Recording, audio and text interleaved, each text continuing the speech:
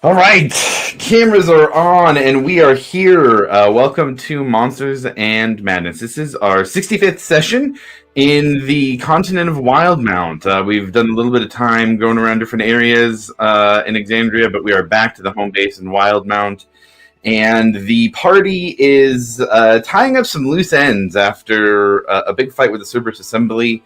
The party has gone to Bysaes Till, where after a mission that of Angus Amber Fury, Harry and Nori was successful with a little bit of complications.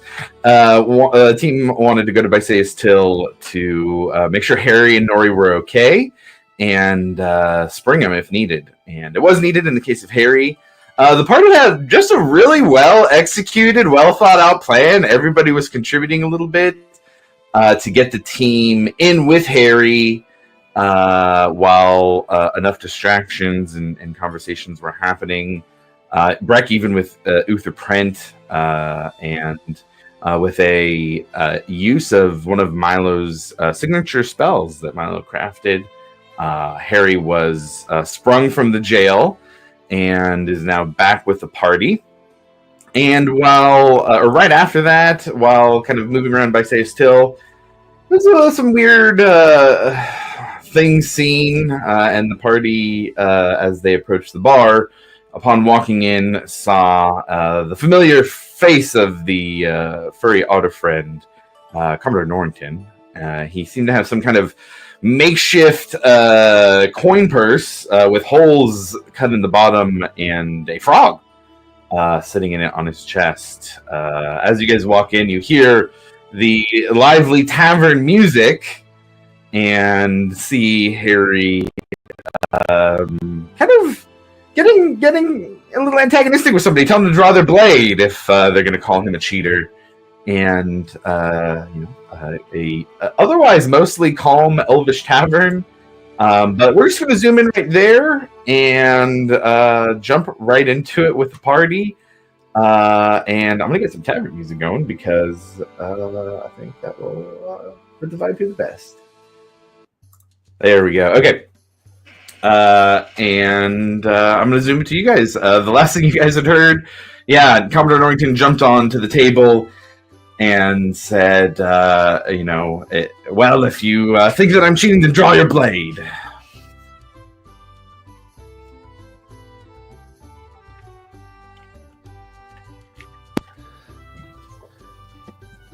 Does it look like he specifically has his blade pointed at like somebody at the table?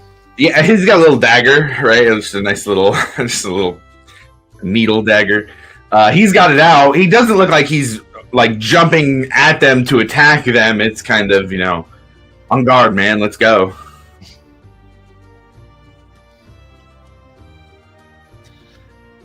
Man, I'm just gonna subtly walk to the bar and just kind of keep an eye on what he's got going on. Okay. Let's see here. Yeah, his head doesn't turn your guys' way. Are there like any open like tables or anything? Yeah, I'd say there's a couple open tables. It's not just elves in here. There are, this is just an Empire City in general. So you do see a mix, mostly elves, but there are some scattered half-elves, humans, and a couple dwarves in here as well. They are very nice tables. This is in the upper area of Bysaes Till, and so you see some of that very nice,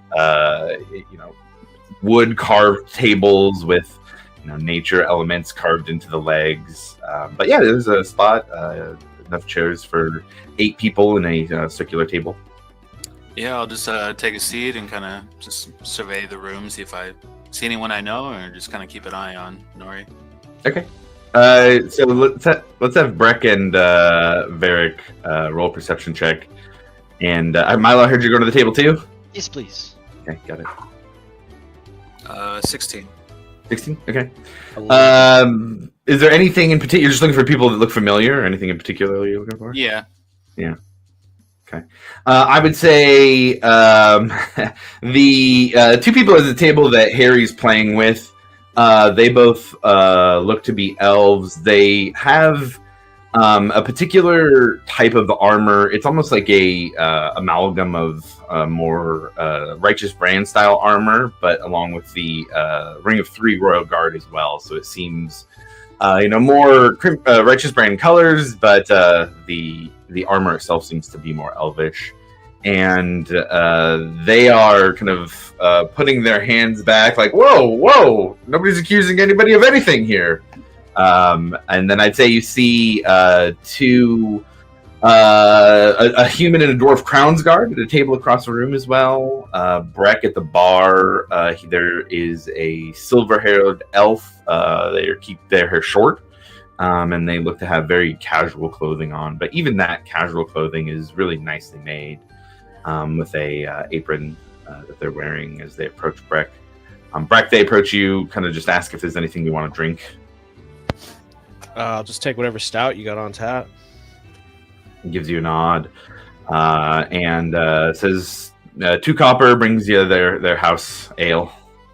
All right, give me 2 of those. Yeah, he brings you 2. Easy enough. And how about Angus and Ekamos? What are you guys doing? Go ahead, Angus. I was gonna let you go first. Ekamos would just kind of walk us to the bar, lean his elbow on there, and just take everything in. You know? Cool. Yeah. You don't see anything different necessarily than what's been described already. You look out the window and you see that snow's starting to fall a little bit. Middle of the day, and it is it feels nice and warm in here, but you can see the cold outside. Absolutely. And the bartender comes up, asks you if you want a drink or something to eat as well. Yeah, I'll have a whatever ale you got. Yeah, brings his 2 copper house ale. It's pretty good. It's good stuff. It's not, like a dark heavy. I feel like the elves would be, drinking like Hefeweizen type stuff, whereas like the dwarves have like the Guinness stout. So it's more elvish and light beer than anything. But yeah, it'll scratch your itch. It'll get you a little drunk. Sure. Good stuff you got here. It just gives you a nod.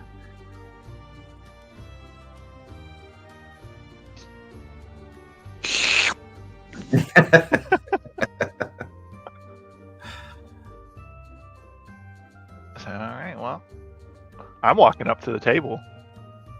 To that table? To the table? Okay, yeah, absolutely. Table, yeah.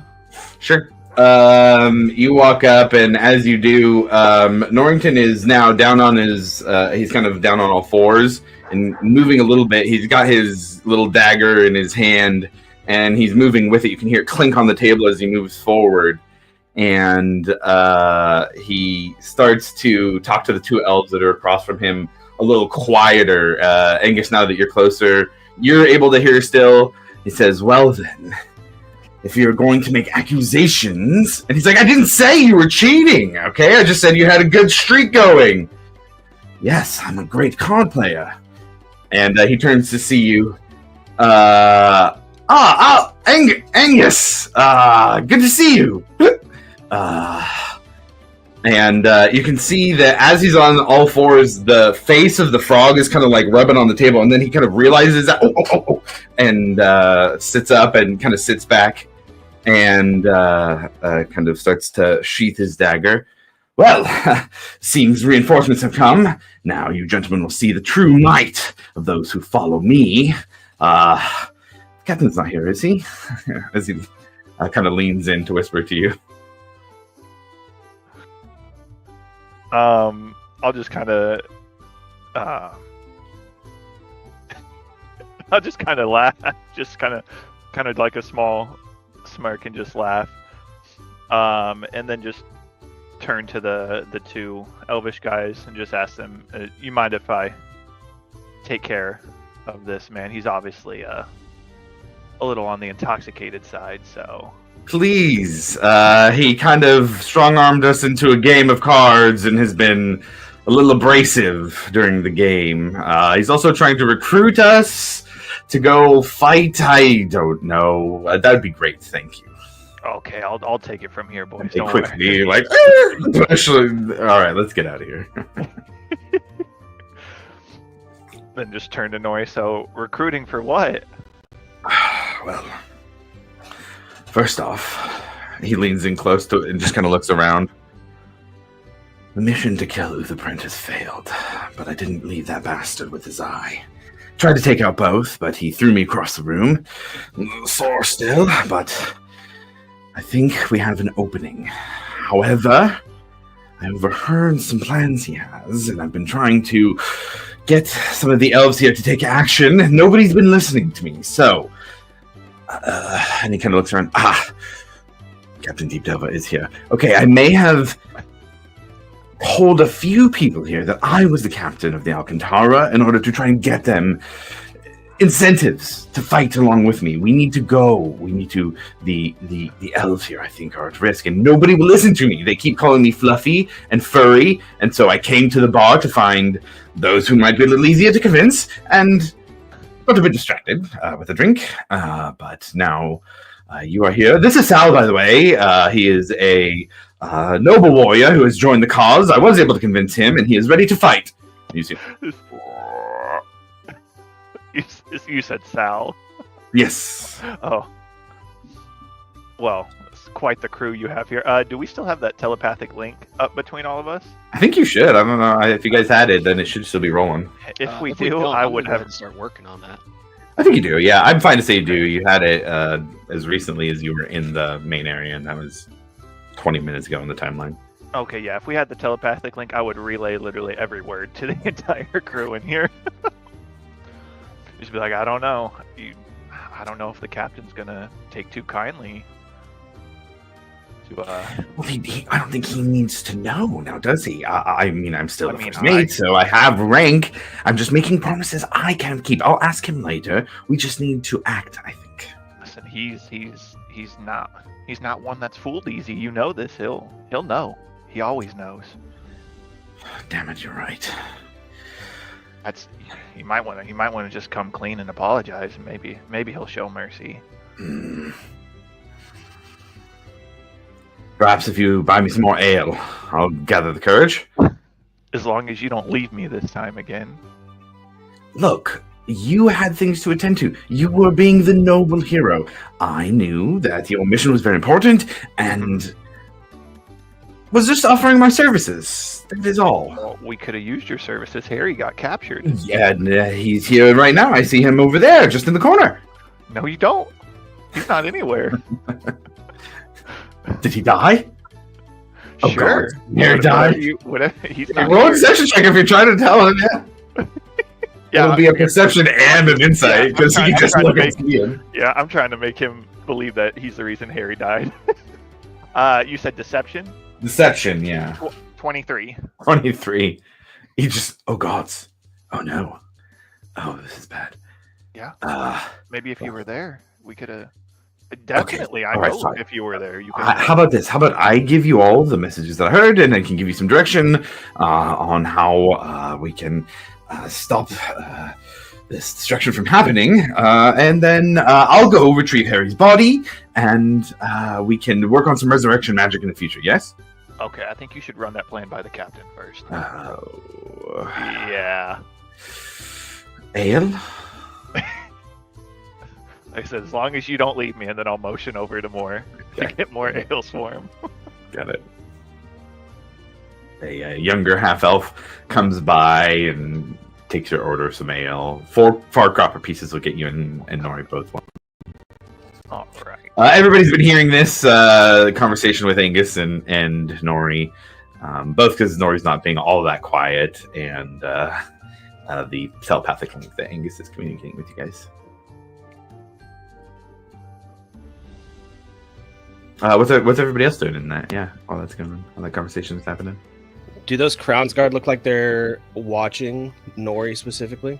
I would say they're not ignoring him. You see them glance over a couple times, but they don't seem to be just focused on Nori.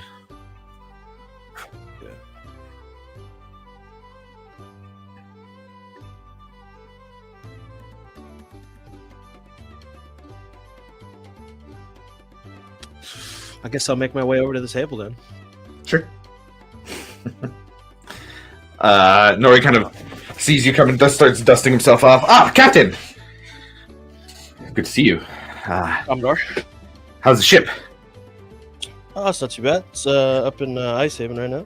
Great. I found us a bunch more recruits who might want to be on the ship for a small amount of time in exchange for a lot of money, and may be able to fight with us in any battles we have here in Bysaes Till.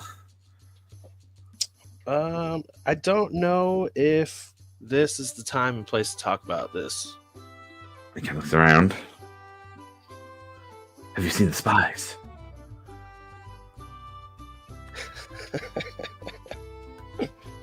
We've been as stealthy as we can, and he's kind of like saying this loud. We've been as stealthy as we can, but I've been trying to lead away one of the spies who were on our tail. It was tough going, but Gibbs was able to get away and do some recon on Uther Prent and what he's doing. Sparrow is flying around. Hopefully she's back soon. But have you seen them? Have you been followed, Captain? Well, they put out a nice little alert on, your exact description. Right. Yeah. Right. And you know this for sure. Yes. Right. And he kind of stops and looks at himself. Yes. I don't think I've seen any other otters here. And I'm realizing in my drunkenness I may have made a mistake or two. You don't happen to have anywhere we could speak quietly, do you, Captain? Not at the moment. Grand. But I do think that you should just stop openly talking about everything that you're talking about. Yes. And he kind of starts like leaning in a little bit and curling up. Yes, you're right. And you see him start to pet Sal's head a little bit. Right, yes, Sal. And you... Quiet, Sal. Not now. We need to find a place where we can speak about all the things we've seen. And he kind of looks around. If you need anything, Captain, we're keeping a low profile. And he jumps off the table and just kind of goes and is trying to hide beneath the table. There's no like table covers. So you see him almost like he's like trying to like climb up the leg a little bit. No, that's not going to work. Kind of is like scooting up, puts his back to the table leg and is like trying to see if anybody can see him. But he is hiding under the table currently. Trying to hide under the table. I'm going to let everybody know through the mental link that, he's just been openly recruiting people to attack Uther Prent.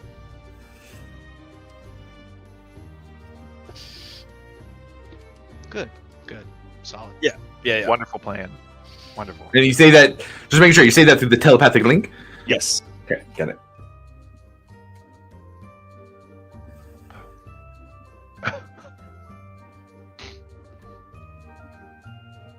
Say, I want to mentally relay to Breck and the crew, don't tell Nori that Harry's alive.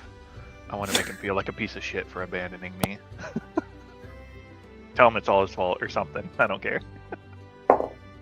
I think you guys included Harry in the telepathic link before. You guys were communicating with him in the cell, what the plan was with the link on. Malo, do you think that's right? I believe so, yeah. I think he's linked with correct. us. Yeah, okay. So Harry will hear that too. Yeah. And he says, well, that's a little fucked up, but I'm game, yeah. Hell Teach yeah, him a lesson to leave without saying anything next time. Exactly. Little fucker. And I would say Varric, especially who was watching from a separate table, sees out of the corner of his eye some illusion magic for Harry as he casts a spell to make himself look a little different. That's what I was going to ask. I wonder if we did that, but nope, we're good now. Perfect.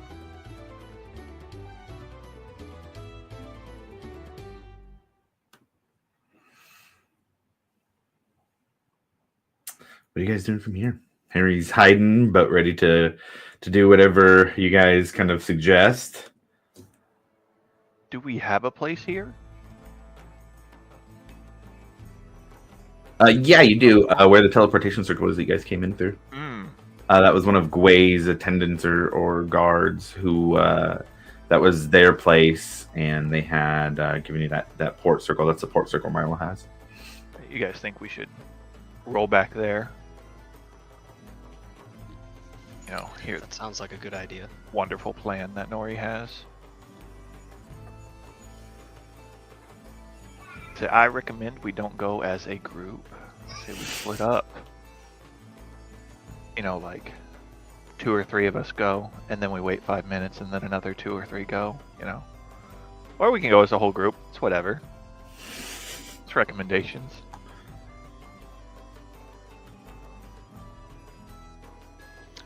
Oh, I'm I guess I'll cool with be either of first. those options. You know, I got another beer to finish. Fair enough. Yeah, I think I still got a little bit left in See you mine guys here back too. at the circle. Sweet. And, Milo will walk out, and I think he'll travel the distance by flight. Okay, sure. Easy enough. Milo steps out. You hear footsteps crunching on the snow, or Milo would hear his own footsteps crunching on the snow as he steps out. And as he takes flight, it is a nice, quiet trip back.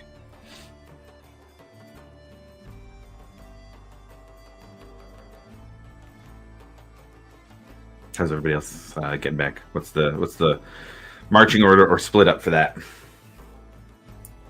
I'm assuming there's some sort of bathroom or such. Sure, yeah. I mean, it's not something we usually talk about in the taverns, you Yeah. know, but yeah, everyone would have something. The elves would have a little bit of a nicer one, maybe even with some enchantments to take the place of plumbing or something. I don't know. But it's a nice ornate bathroom. I will step away for a second and use disguise self. Okay. Make myself a foot shorter, maybe a fatter, older elf. Sure. Just regular clothing, nothing crazy, and then my maul. I'm assuming I can make it look like something else as well. Yeah, weapons. Make it look like a cane, Oh, okay, sure. and I will make my way there. Okay. I'm over here.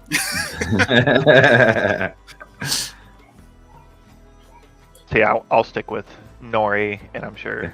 Nori's gonna stick with Breck. So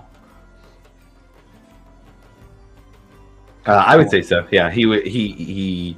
In the absence of Squall, Nori would follow the captain.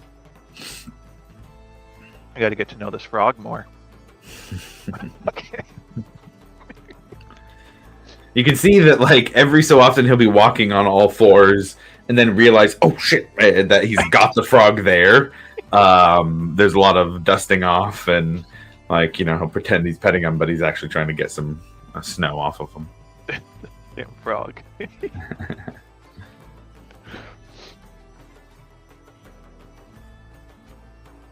I was gonna take up the rear and go last once I saw everybody Okay. leave.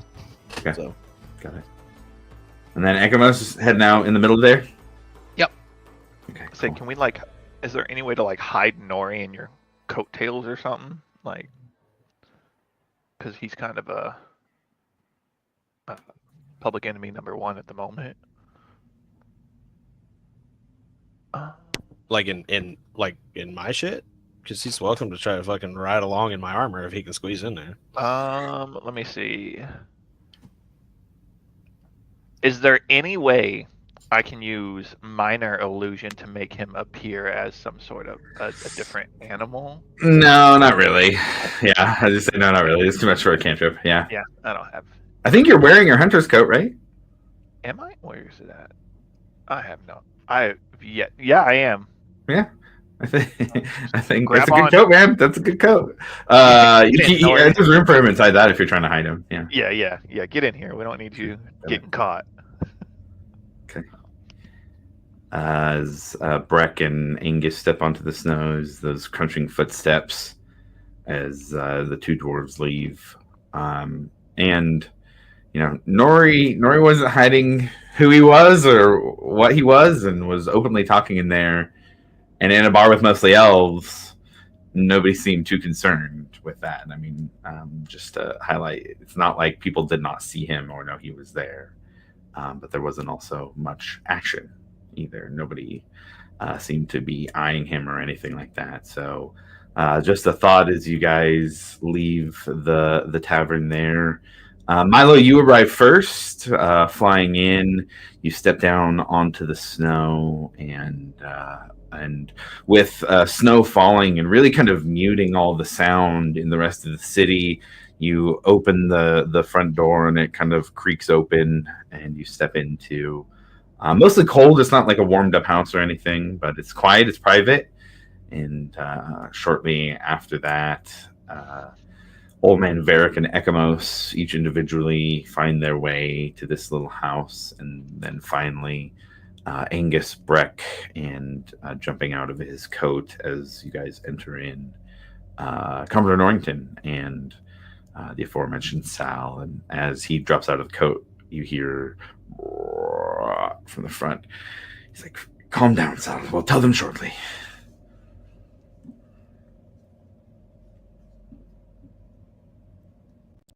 And then as he says that to Sal, he looks around. Anybody see a rat on the way over? Did we see a rat? No, nobody had seen one, no. But almost with comedic timing, you hear on the front door just a little tap, tap, tap, tap. It's just, you gotta be fucking kidding me. It's open up the door, just a little crack. And down at the bottom, you see a rat in almost like it's a very small woven hooded cloak. You see on the back, just the pointing out, like kind of sticking out from the back of the cloak, the handle of a small like rapier. And the rat is just kind of standing on its back feet. And in a quiet voice, you hear, "Hello. I'm looking for Commodore Norrington. You all seem like the folks he talked about traveling with, but I do not see him. He doesn't happen to be with you, does he?" Just, "Commodore, is this the rat you were talking about?" It says, "Gibbs!" And he raises his hand. "Yes! How was your search?" "Well, rather uneventful, unfortunately, but I was able to confirm that none of the righteous brand are patrolling today like they were the days past."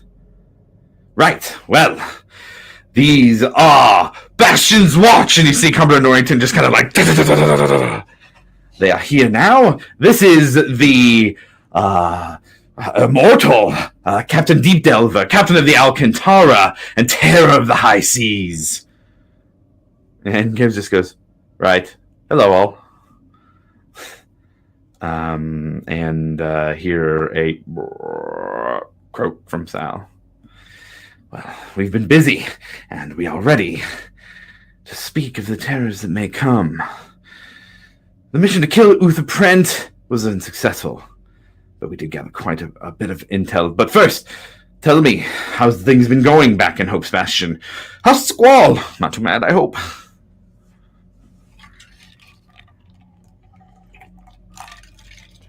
Yeah, Varric, how's Squall?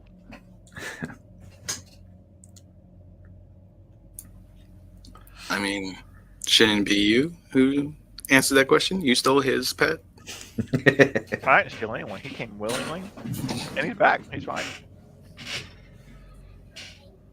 Say he'll be much better once he sees you're alive, Nori. Good, yes. Let's make sure to focus on that next time we see him. Now... and then real quick, Brandon, just to check in with you about Squall. Last thing we had been talking about was that Squall was going to be trying to make a lake/river? Yes, he was going to try to make some sort of way for there to be like trade, I guess. Perfect. I just wanted to make sure that there wasn't any changes in that. Yep. I would say, just to inform you guys of what's happening off screen that doesn't get talked about, you guys would see when you've been back at Hope's Bastion, a small lake outside of the walls. Nothing huge, but then a little bit of river channel being cut out of the ground after that, magically. So there is some success there for Squall. Just as a little side thing that's been going on.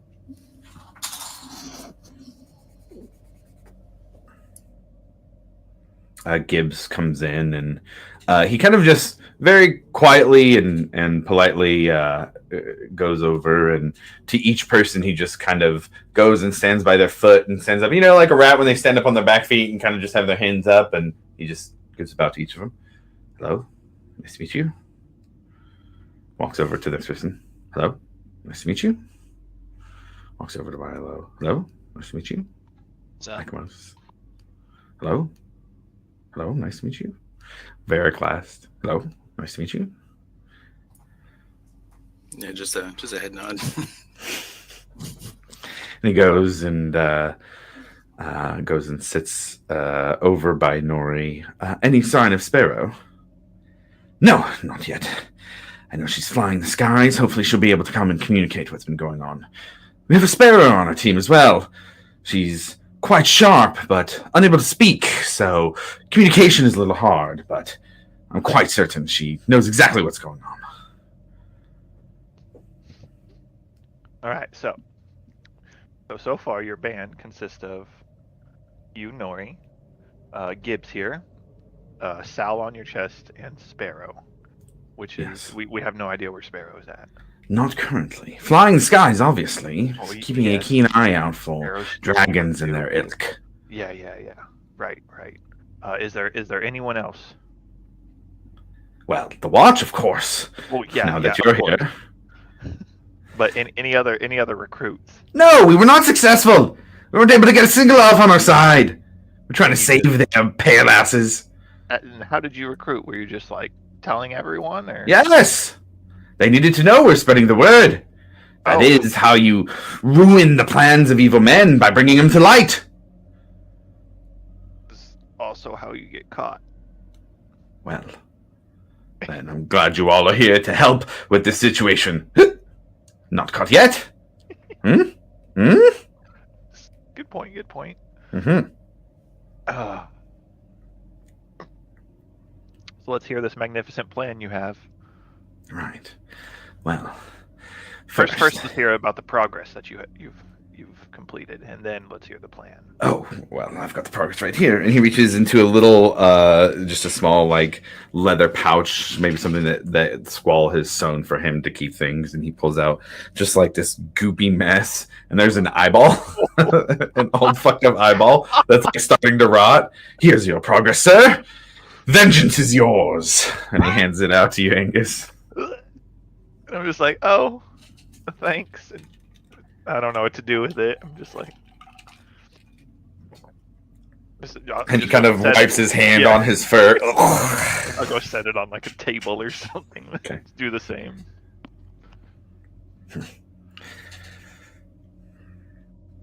Well, I was able to quietly climb up the building and get to Uthprint's balcony. I waited until he stepped out onto it and then quietly snuck my way in. Listened to a few of his conversations at the end of the evening, and then, as he prepared to leave for the night, I hobbled off one of the bookshelves onto his shoulders and began the struggle. As I said, he was able to get me off before I was able to finish the job, but he was not left without the mark of Alivor and Nori. Yeah. Now, I escaped narrowly. There were a few guards that ran into the room. I jumped. Luckily, the snow broke my fall, and ran as fast as I could. I gathered myself, and luckily, the next day, I was curled up in a ball trying to stay warm, and Gibbs here found me and offered me a little hole that I could rest him with him. There, we began to speak of what was going on and make our plan to gather some others and go and try and convince the righteous brand to travel to the north to stop the oncoming dragon.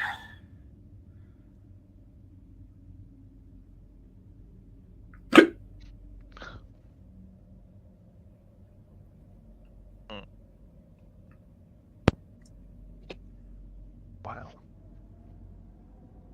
Flawless plan. He just kind of stared at you. Well, yes, it was successful.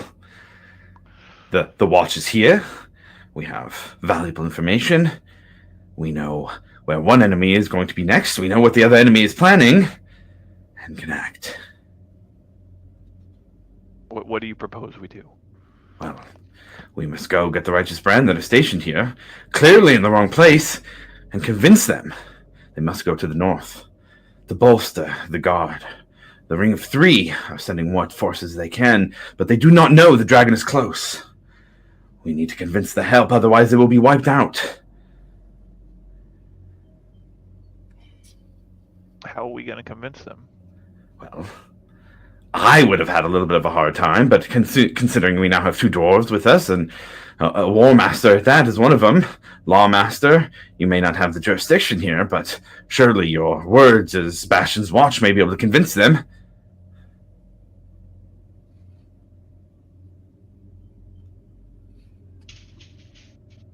And Gibbs kind of just tugs on Nori's fur. Nori, I don't think you're explaining quite everything. What are you talking about? Yes, I am.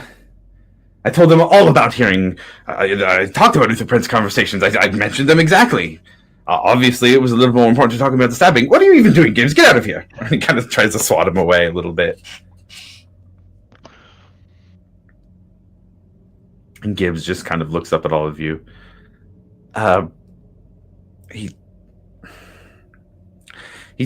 He's being honest about everything he mentioned and me taking him to my burrow. What he told me as he was waking up is that Uther Prent was leaving the elves out front to bear the brunt of an attack. Word has reached his ears that the dragons have made their way to the northern shores. I'm a humble rat. I'm not exactly sure what that means and haven't left this forest, but...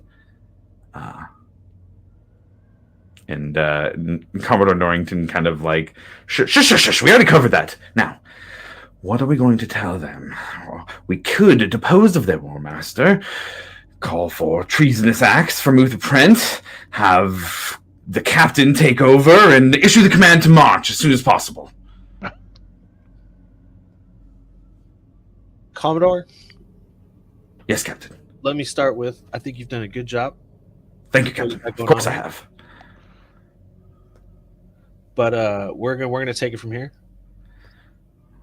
Well, what can we do?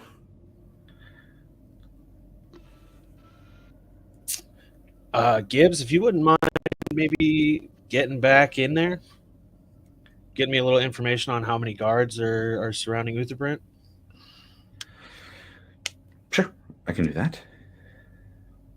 And you hear from a back window, tap, tap, tap, tap, tap.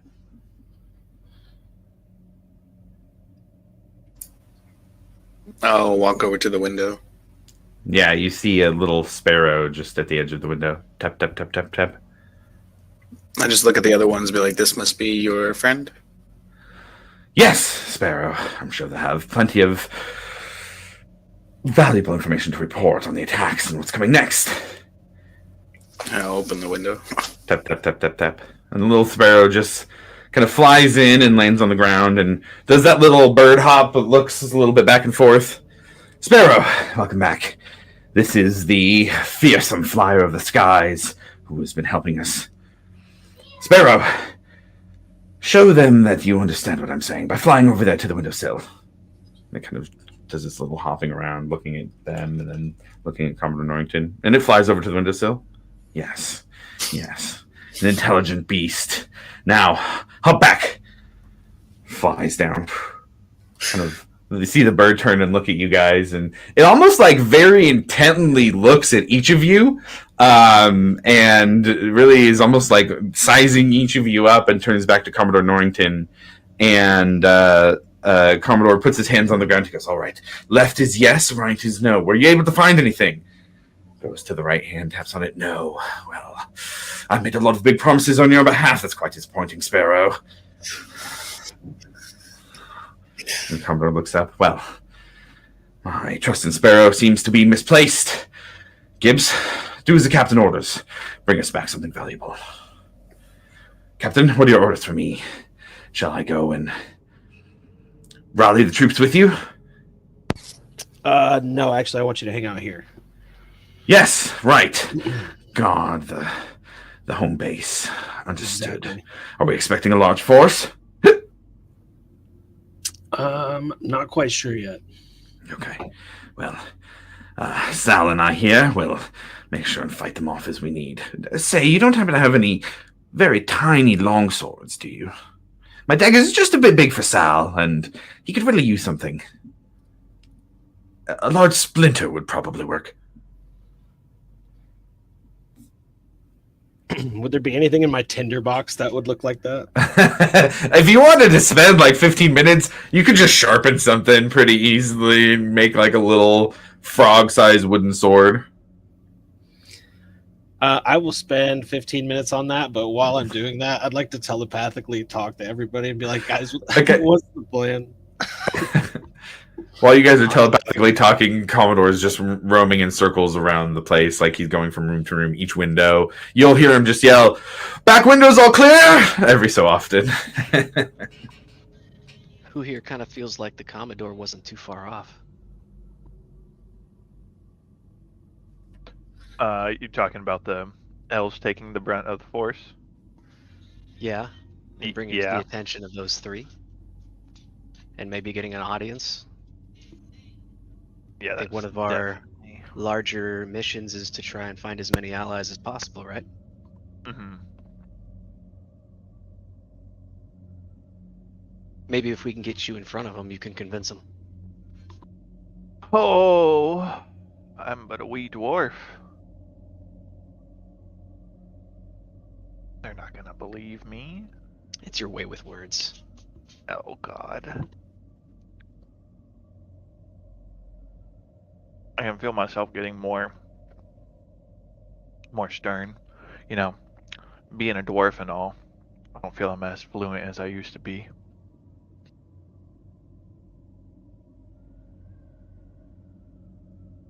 But I mean, we can try. Wait, you trying to say that?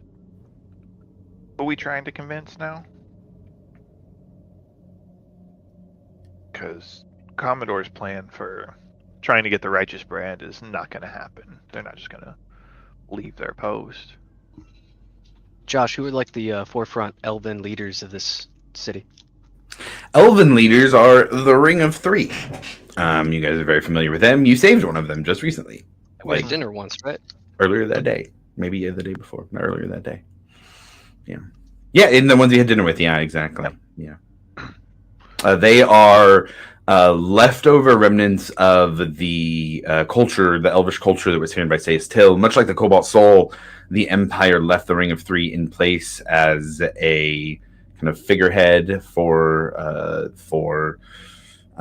the elves that were here. They were allowed to keep that element of culture, although it is a mostly traditional position. They don't have really much, if any, political power beyond just the ability to kind of talk with the elves there, be a part of what's going on, reassure them, give them information. They are almost as a liaison to the elves in the city, although that's not even really that accurate because the Empire and Uther Prant is the Starosta and the officials there will still talk with the elves. But yeah, just kind of a traditional position that doesn't have a lot of weight now. In the past, it would have just been the rulers. Yeah.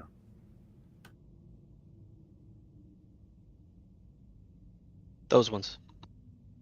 Yeah. Well, last I knew, we should have one of Gwaith will obviously be on our side, and I'm sure she'll do what she can to help, but last I knew the other two weren't as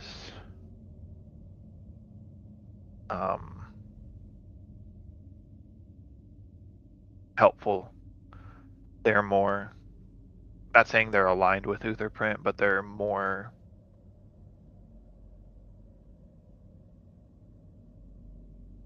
they align. Yeah, I guess they align with him more.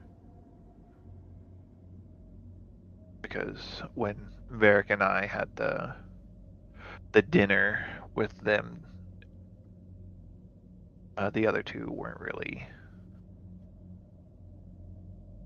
Didn't they attack us?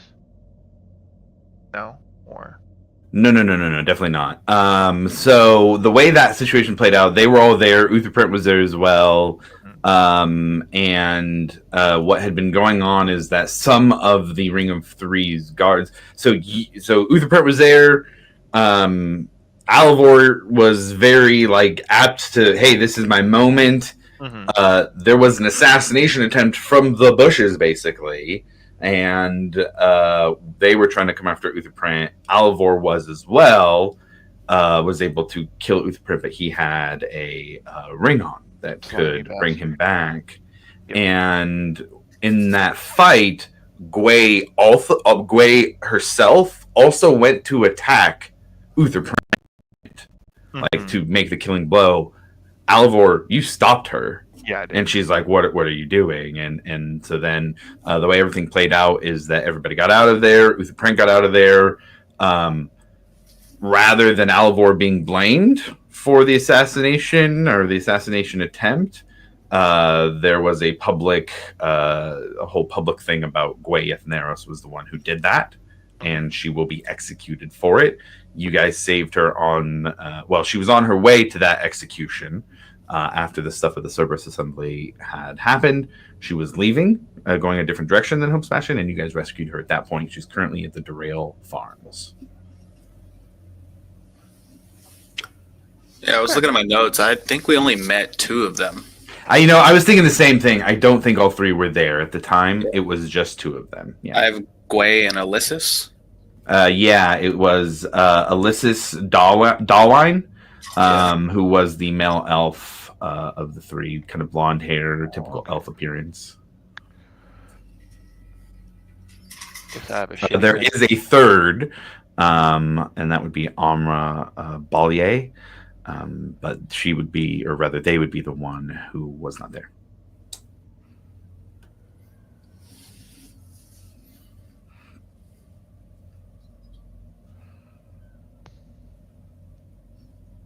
So you're saying we go and we ask for their help, pretty much? Yeah. Or at least get on the same page like we've been doing everybody else. I think maybe having their support is going to come into play later. Yeah, I mean, it couldn't hurt having them on our side.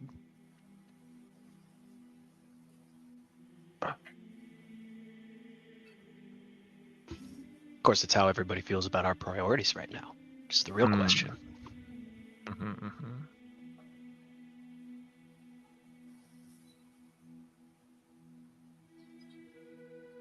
Well, everybody. How far north is Bysaes still? It's one of the northernmost cities in Wildmount, or in the Empire at least. Let me see if I can drop in a map for you guys. Oops, Narrow Valley, Lemmy Fields. Yeah, I think the only city further north than it is Utherden. Yeah, I think so. Any other major city? So it really would be the northernmost in the Empire. It's pretty damn close to the coast too. Yeah. Right off of it. That's the only reason the rat hasn't seen it is because he's a rat. Yeah, I was gonna ask what he meant by northern coast, because there's a coast pretty close to Bysaes too. There is. If you were asking Nori, he would just say that he didn't hear specifically. He just said North Coast, and they'd be here shortly. Fuck. Yeah, it's really close. I don't like that.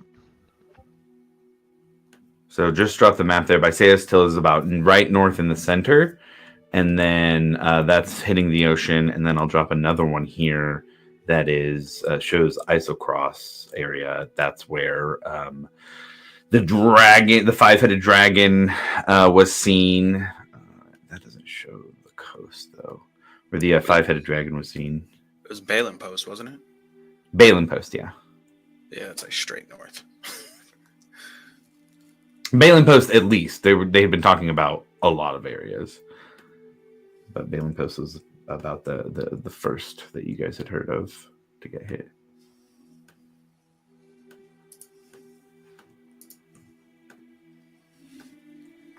Damn, that's like right there.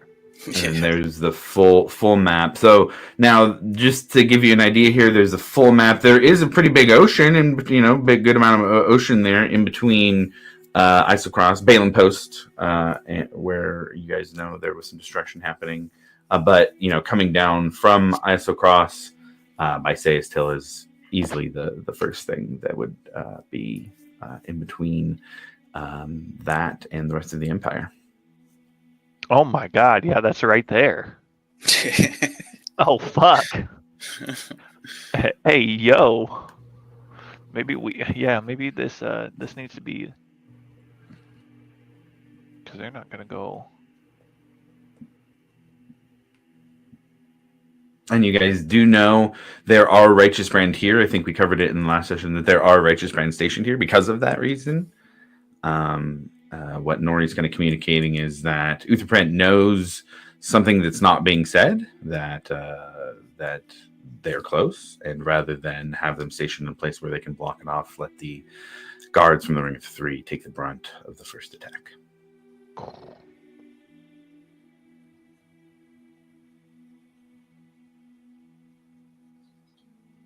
So maybe we need to link up with them and talk strategy at least real quick.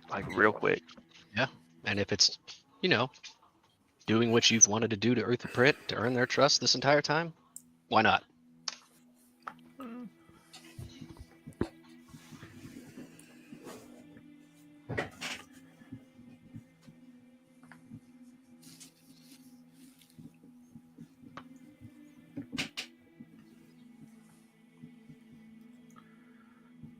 While you guys are in here, Ekamos, you hear in your head, Ekamos!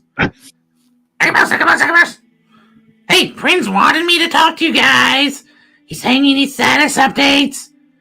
Yeah. Doesn't want to be on the ship any longer than he has to be. What's going on? Yeah, what updates do you have? That was my update. The Prince wants to know what your updates are. Oh, the Prince wants to know our updates. Yeah. Okay. He's kind of a dick. Yeah, I know he can be. We're currently trying to form a plan here. To possibly go near Bysaes Hill. He says they're in Bysaes Hill and they're trying to make a plan. Okay. Okay. Agabus, he says we need to be going to Exandria to figure out a plan for him. He's wondering why we're not prioritizing that. And since he's speaking to me telepathically, does that get translated to everybody else as well, or no? No, that would just be to you. No? Okay. So, pretty much he's stating that the Prince wants us to meet with him in Exandria. Yeah, the Prince can wait. Prince's gonna have to wait. We've got a dragon that's gonna be here in like a day or two. Okay. I will relay to him that, hey, we're trying to deal with this dragon that's gonna be here pretty soon. Tell him to stand by. Yeah, he says they're fighting a dragon, and they have to take care of that first, but stand around. Okay. Agabus Morgana says hi. The Prince just left. He didn't say anything. Okay, we'll tell Morgana I said hi as well. Okay. And how's she doing? Agabus says hi. He wants to know how you're doing. Okay, all right. Tell her. She says, fuck you for putting me with a stupid royal on my ship. I'm a pirate. I hate those goddamn royals. Tell her, hey, at least you have Beelzebub with you, okay? And he says, at least you have me with you. Ow! She kicked me. Can you be nicer to her, please? Yes. If you want to, you can. I'm sure you can look more pleasant and not be in your imp form if you want. I don't know how to do that. Sure, you do. I don't. I think you have to do that for me. I have to do that for you. I can't just tell you, hey, change I'm forms, and just then you can. you pulled me from another plane. You made me into this. And you're serving me, all right? Come on here. Come on now. You want to? Do you want to go back? Do you want to go back to that? No, I don't want to go back. The Nightingales were the worst. All right. I'm sure they were. Yeah. All right, be on your best behavior, and we'll give you updates whenever we figure this dragon stuff out. Cool? Okay. Yeah. Okay. All right. Bye. Ow!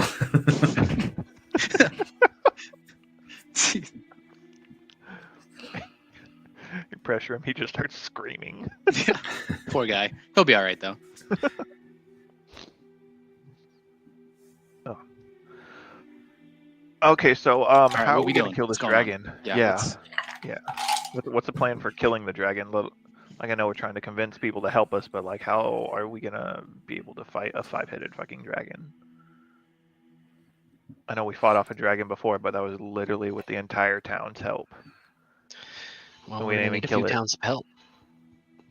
We're gonna ask for a lot of help, so I'm guessing maybe kind of look at everybody else. Is this the time that we start sending out like letters to our friends and calling? Nori, what? Members of, or high-ranking members of those who are on Islecross, and they'd be here shortly. I'm sure that was exactly right. He just said shortly. He didn't give a time frame. No.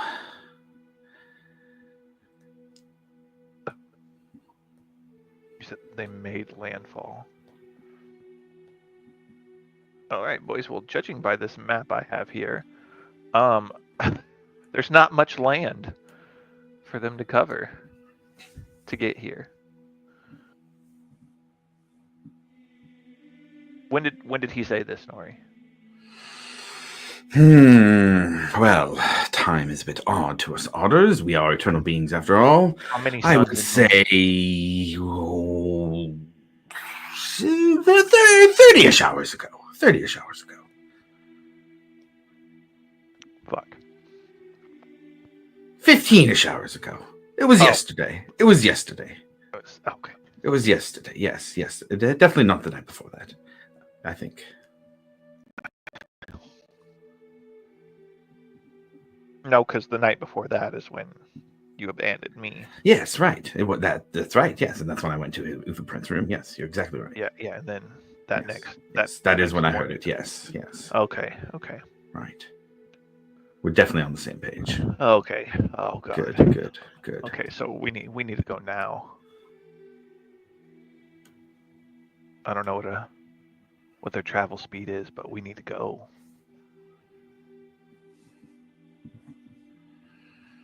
Well, I'm quite quick. I don't know if you can all keep up with me, but I'm happy to lead the charge into battle if it's time for that, men. Captain, what say you? I think we're talking about going to meet with the rulers of Bysaes Till, right? Yeah. Right. I'll return to my perimeter guarding then. Window clear?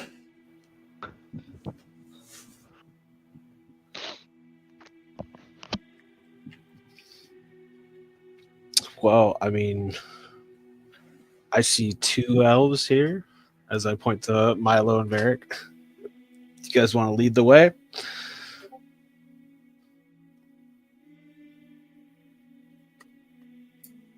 Yeah, I suppose. Yeah, I'm ready. Okay. So I would say Angus, in his former life as Alvor, would know that there's a traditional building where the Ring of Three usually stay, while the building that Uther Prent stays in, that's kind of the main, not town hall proper, but the building where the administration is done. That's on the ground. This is up in the trees. It is one of the highest buildings among the canopies. And you do have to travel through a little bit of treetop bridges and walkways to get there, with probably about from From where you guys are at now, it's probably a good 7,500, maybe even a little more than that, feet up into the canopy treetops. And as you get closer to this building, matches the really kind of Rivendell-like architecture that you guys have seen in the treetops here. Kind of Rivendell meets Ewoks is the vibe that's going on here, and this building is bigger than all of them. And actually, there is a platform that is built between two of the largest trees in the area. And rather than most of the other shelters being attached to a tree, this one sits between two large ones, and it has a large arched doorway, kind of up to a pointed top, and above it there are three circles. Each a slightly different color. There's a green, a gold, and a white ring over a circular. It's a kind of open in the middle, but colored around the outside, and one representing each of the rulers of Bysaes Till. There are, I would say, probably like 4 guards out here, 2 on the main door, and then another 25 feet out. There's another 2. The doors are open. It looks like an open-aired room, much more open, kind of circular than most of the administrative buildings in the Empire. And they don't seem to stop you, but they are watching you guys as you move forward if you're going on the open. But if you'd like to approach a different way, then just let me know. We can do that.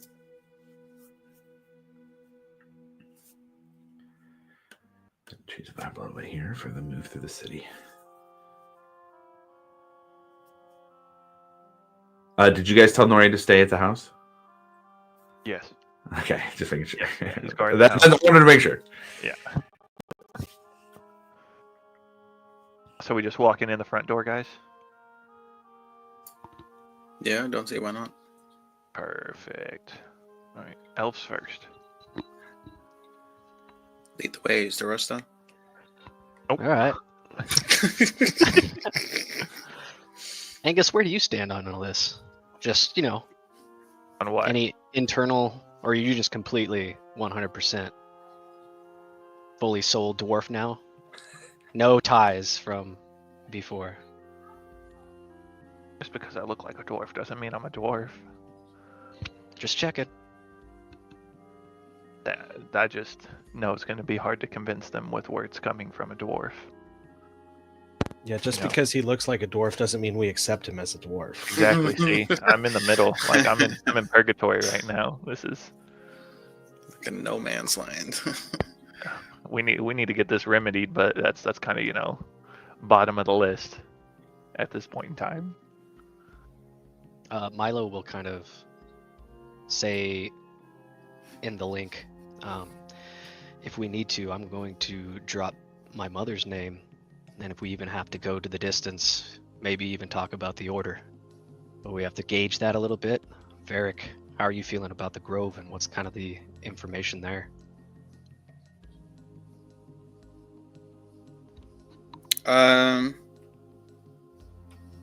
Yeah, I'll be able to share some stuff, I guess. Is there any sort Hopefully. of commitments that you can make? Do you have any sort of authority for that? It's Or are we bartering information on that case?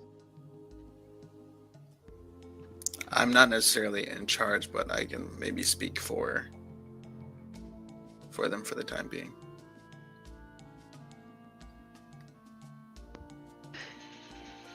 Angus, anytime you see an opportunity to, you go ahead and feel very, very welcome to jump in there. Yes. Also, let's hold off on the Gwaith is alive and free for just a second to gauge where they're at or see if they're See how they feel under about any sort of Luther and influence. all of this. Yeah. Yeah, I'm still curious as to why one of them wasn't at the dinner. Yeah, we'll keep her in the back pocket as like a bombshell if we need it. Has her position been replaced? I think we're about to go find that out. Maybe. I hope not. I guess the way I would answer that is you guys haven't heard of anything like that. Oh. All right. You see Milo kind of do a nod, mental break. and starts walking towards the door.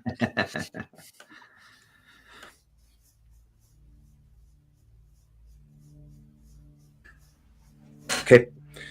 As you walk through the door, the guards give you a nod.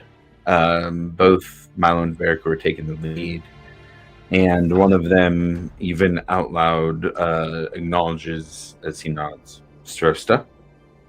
Milo would pause, kind of give him a smile and a raised eyebrows. Expected? Questioningly. He says, "We did not have any appointments, but you are welcome to come speak with the Ring of Three, as are all elves in Bysaes still. All citizens of Bysaes still." Still eyebrows raised, look back at Varric and continues through the door.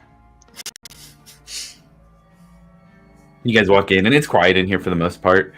It is a large, kind of circular auditorium room, domed, wooden carved roof at the top. There are rooms off to the sides, and in the middle, there's a set of double doors, and in them they have carved those similar rings of three, one on each door and one in the center. And that kind of is where the door splits. It splits that ring, and those doors open, and out walks the familiar Alicis DeWine, the male elf. He's got blonde hair. He looks to be definitely an older elf, quite old probably.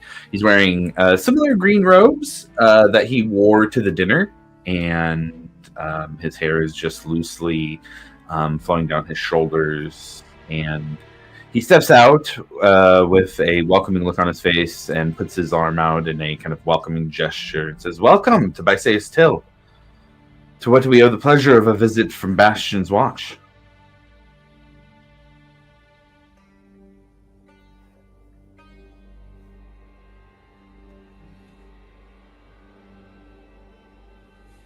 Over the telepathic link, elves answer.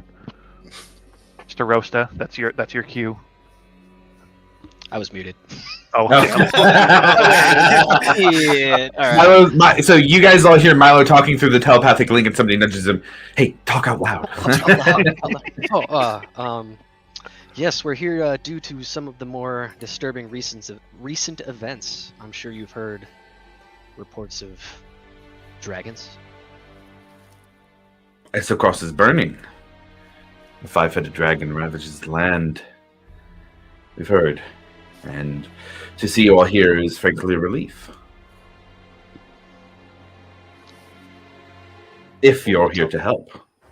Over the telepathic link, are we good to maybe mention the fact that they're going to be cannon fodder? Or do you think they already know that? During this Milo bows. Okay. 100% worth mentioning. yeah, we need to get what their plan is and let them know that. Yeah. As Milo raises his head, he says, "Are you also aware of some of the recent decisions to put elven lives on the front line?" Well, the elves here by Bysaes Till will defend their home with their lives, but I'm not sure what you speak. I am speaking of political influence to put elven lives behind those deemed more important by certain individuals who also hold power in your realm. He looks around. The elves often come second in the Empire. We are not unaware of our standing.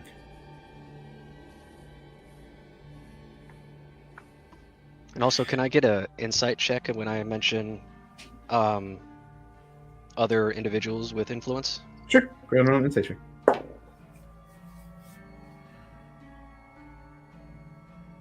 Crap. How do I do that here? There we go.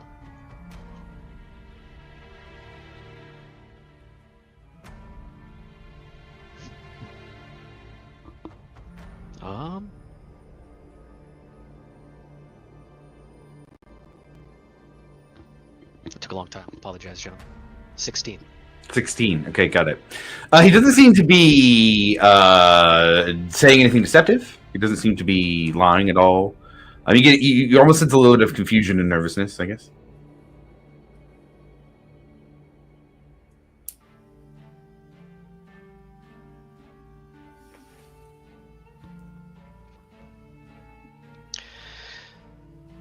Bastion Watch and Hope's Bastion itself are trying to gather as many people to resist these dragons as we possibly can, and hopes to save as many lives as possibly can. We want to know, first and foremost, whether if we go to war with these dragons, you'll be available to fight by our sides. That is a big question to ask of us. Give me a moment. And you see him cast a sending spell and say, if you don't mind waiting just a bit, Amra is here, and I would like their opinion as well. Of course. I was hoping you would say something like that. Yeah. And about 5 minutes pass, and walking in from the outside, you hear crunching footsteps turn to just tapping shoes very lightly. Actually, I guess you wouldn't say you'd hear much of the crunching on the snow because those are pretty light-footed. But you do hear the footsteps just a bit as they walk closer, and this is a short-haired elf, fair skin. They look like they're from Bysaes Till. And Amra comes and gives a bow to all of you. Hello. It is very nice to meet all of you. I've heard many great things of those who protect Hope's Bastion. And I won't make you guys repeat everything. Well, we could say that you guys recap for her as well. I would also say that Aliceus invites you guys into the double doors that he came from. It's a smaller meeting room, not so big. It's, kind of echoey in here, and there's guards out front. So he kind of asks you guys to go into that room. Would you go into that room with him? Yes. Okay. So you guys head in and sit down, and after the recap, they look at each other and say, Aliceus is the one to speak up and says, this request is not unexpected. And we are sympathetic to the way you'd like to go about doing this, but our first priority is foremost the protection of those who look to us for it. For Bysaes Till.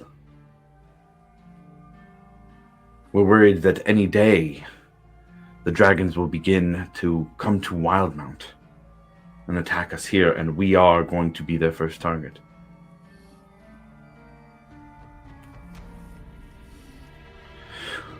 There are some that we can send, and we're happy to help where we can. But if we are to act as the shield of the Empire, we must be as strong as possible.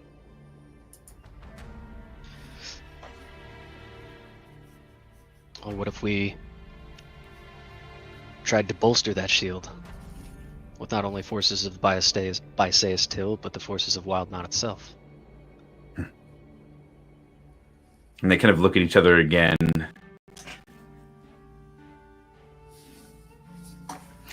I think there are those here in this room who would be happy to accept the help of any who offered. Although the Royal Palace in Rexentrum, whether it be run by assembly members or by Dwindles, would be much less likely to accept that help.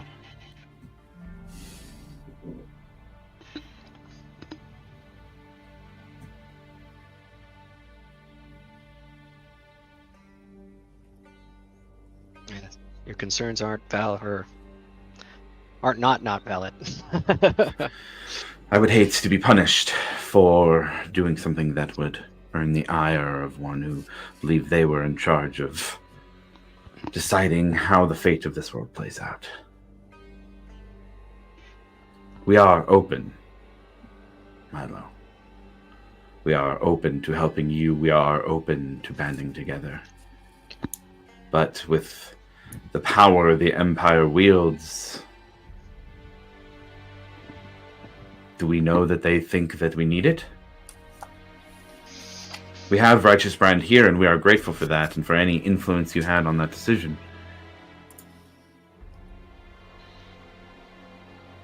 But perhaps it is best just to ask for more soldiers from within the Empire, no?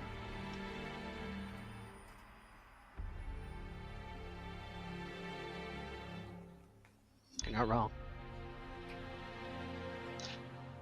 So we need to get some more information and make sure that Bysaes still is taken care of. Yes.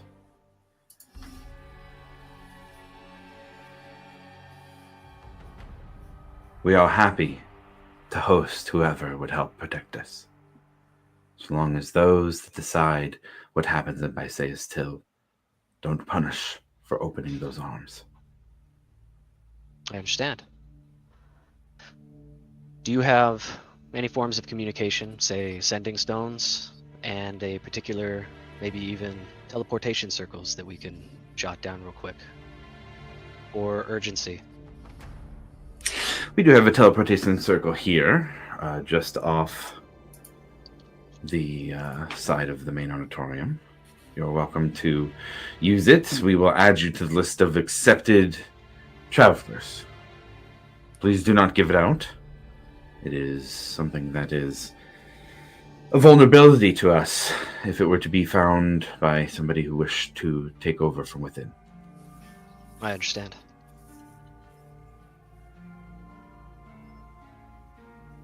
Over the link, gentlemen. We have many here who can cast magic, and would be happy to check in with you if you would like to have us do some magical communication.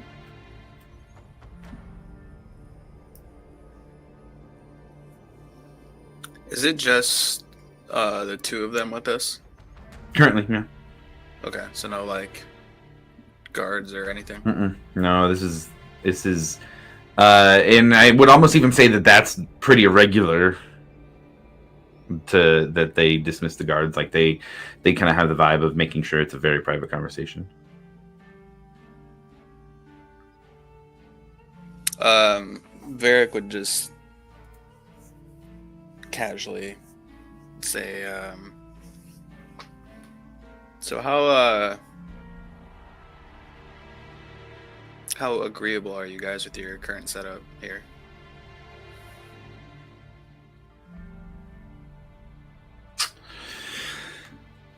Well, we could go into the ins and outs of many different parts of our lives here in Bysaes Till and how they play out now, but if there's something specific you'd like to know, then perhaps we not beat around the bush.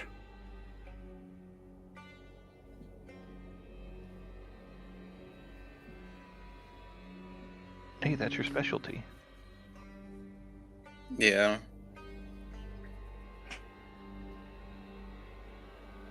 Well, I wanna. And did they make any mention of if this area is protected, like as far as conversations go? No. They didn't make any mention. Are you able to make a little hidey hole there, Milo? Where's this? What's up? Are you are you able to create a sanctum? Let me check that real quick. I guess before I let it play out, they haven't said anything. You guys haven't asked if Milo went to like start doing that. They would mention, "Hey, it's safe to speak in this room." Okay. Yeah. So we don't. Total bluff. I don't even have it prepared. Hell! Got him. It's one of those things where I'm like, yeah, it's protected, but it hasn't really come up, and so I'm trying to give you guys the information as accurate, but not, so that we don't dawdle around on it. Yeah, it's safe to talk in here. Finger guns to Elise's. Gotcha. Yeah, we don't have to beat around the bush then. How's the current relationship between you and Prent? Utherprent is a foul man, in our opinion, and I hope those words do not reach him. Wouldn't be from us. He looks a little relieved when you say that.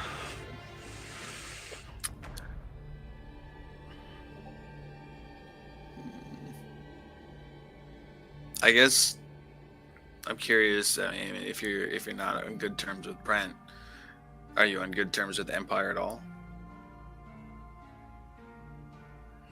And I would say Amra speaks up here, and she says, "We have no choice but to be. Our options are to be subjugated further, have parts of our culture wiped out, anything that's left turned into nothing but bland, tasteless life brought on by those with the intent to control all that they can. We make concessions so that we may continue our lives with what semblance we have of what used to be Bysaes Till.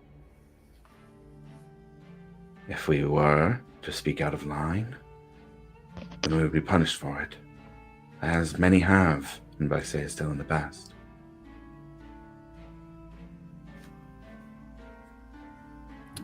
That is definitely something I can sympathize with. I'm sure Please. one of the Paladins can.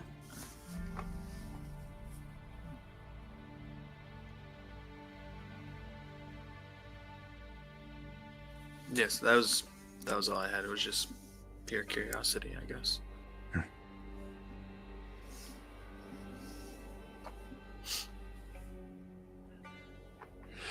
No, we do what we can to survive, and to continue what traditions we can. If we were given a choice, our choice would be for the elves. To become what we once were in Wildmount. Not a shadow of our former selves.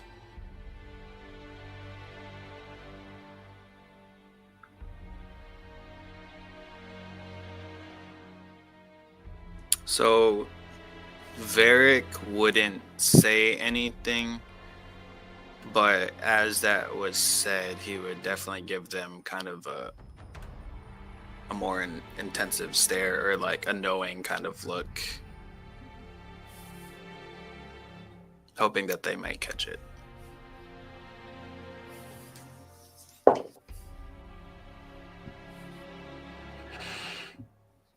Alice continues. As it stands, the Empire is our best shot at defending against this threat from the north. If the reports are true, then the Empire is the strength we need to fight. Whether it's wiped out by them for insolence, or wiped out by the dragons for whatever it is that drives them. We don't have any choice but to stand for the Empire.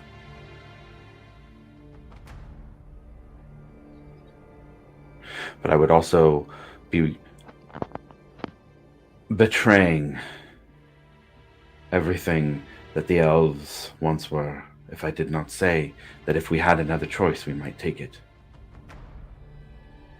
But we have no choice, Lawmaster.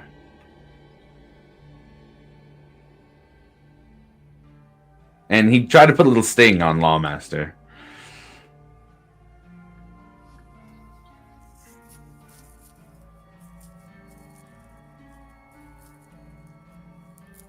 Yeah, just a nod.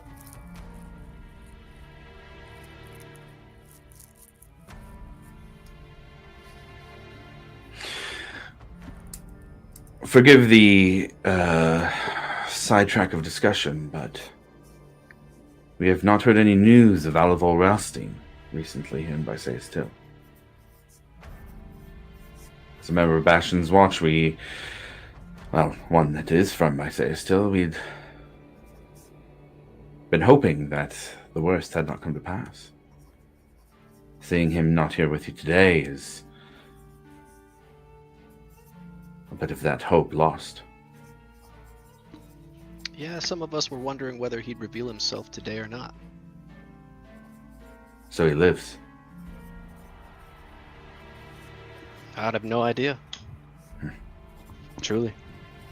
I think you can roll a deception check for that one. Well, that's what kind of Milo was actually wondering, but I think Malin Or is it knows just Malin Angus knows now? Angus is. Yeah, Oh, no, he see, I knows. got you. Okay, I'll let you. That's a clever enough way to. I got you. I'll let you frame that. You frame that in such a way. I'll give you advantage on the deception check.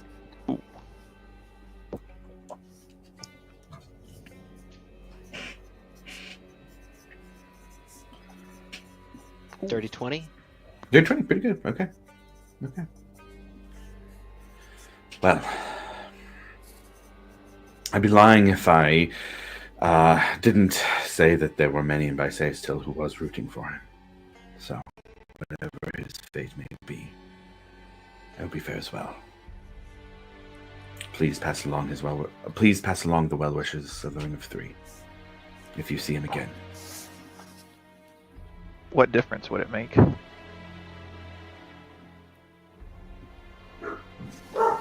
What difference would Alivor make Yes. if he was alive?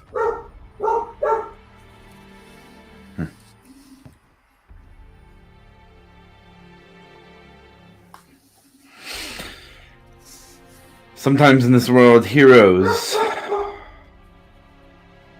create stories of themselves that people aspire to be. There were some in Bysaes still here who saw the value in his actions, who saw what he became and believed they could follow in his footsteps. A hero from Bysaes still. Many stories passed around the taverns when they came through.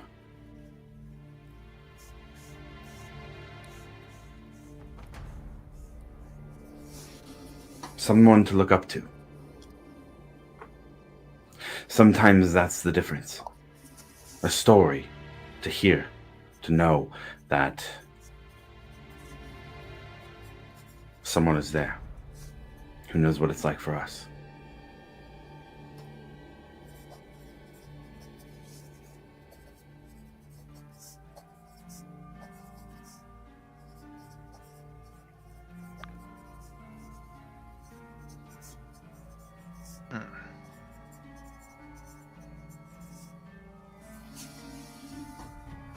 Well, then, just as he did, why will you not stand up and make a change for yourself?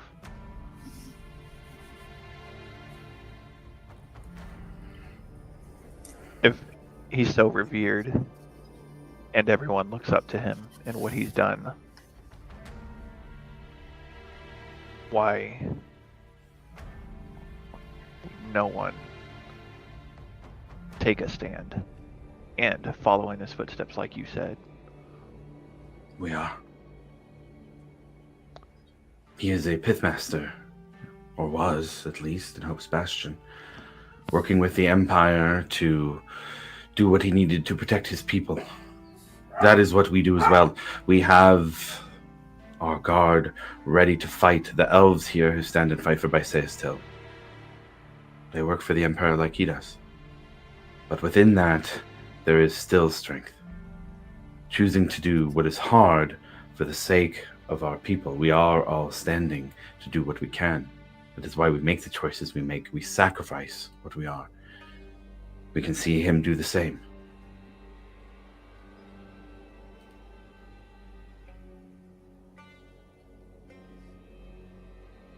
I would have put my blade in Utherprint myself if I didn't think it meant the deaths of my fellow elves.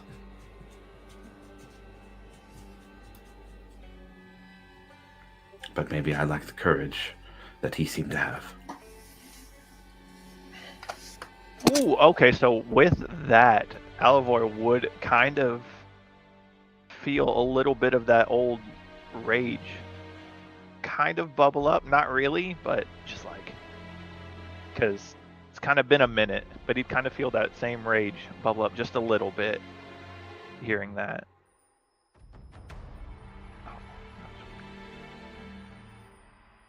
Um.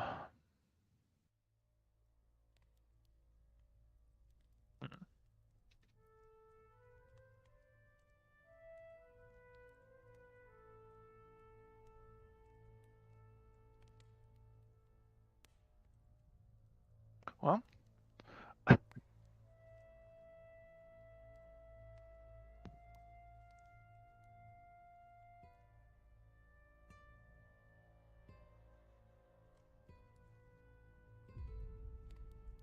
say I understand the struggles here all too well, but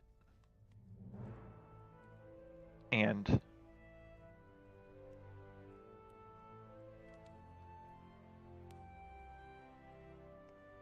the sacrifices that you have to make in order to protect your people.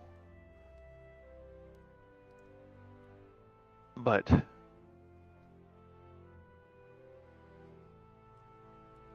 how much is it? How much can you take until you say it's enough? How much punishment and belittlement and just constant shit do you have to put up with to finally stand up and say that's enough?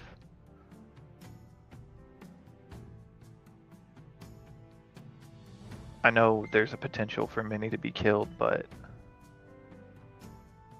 I'm almost certain every elf would gladly lay their lives on the line if they knew that their actions, even if it meant death, could result for a better future for the future generations of elves. For those who never knew the old ways, for them to possibly one day live like that again. When is enough enough? And he looks you and looks you right in the eye and says, "And what right do you have to speak of what the elves want, dwarf?"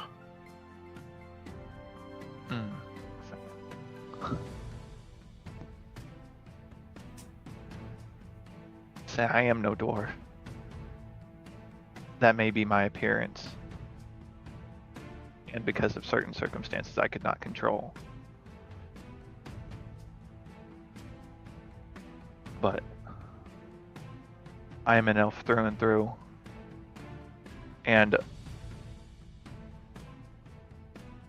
my very own mother died for this cause, died to restore that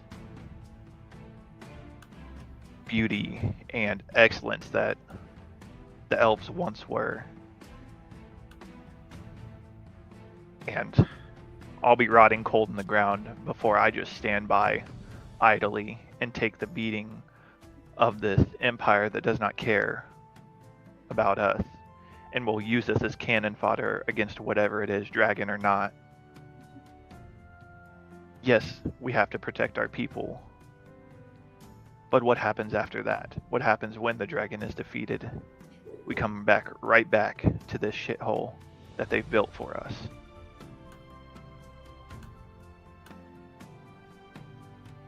I'm not saying openly fight the Empire. I'm saying do what we need to, but start actually making a change, doing something to restore what was rightfully ours. And Amra walks over to you, and she puts her hand on your shoulder and says, "Miarieth believed as you do. I'm glad you are safe. Your words ring true. But we must have someone lead us there.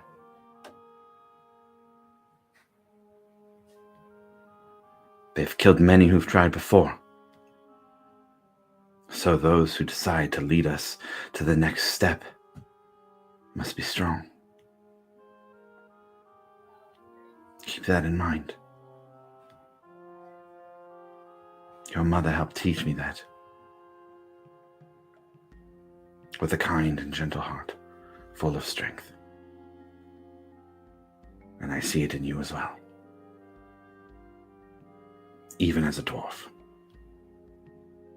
I kind of smirk a little bit at that. What do you need from us, Alivor? So I'll kind of look to the group.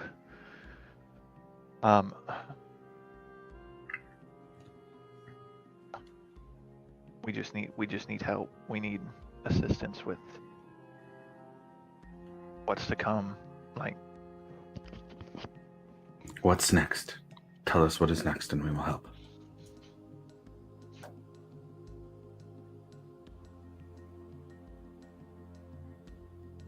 We need information.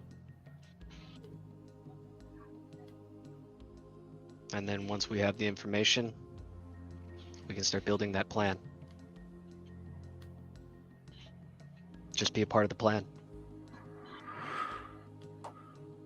And Alice is the one to speak up, but this time still he hasn't moved, just watching, and he says, "We will be ready.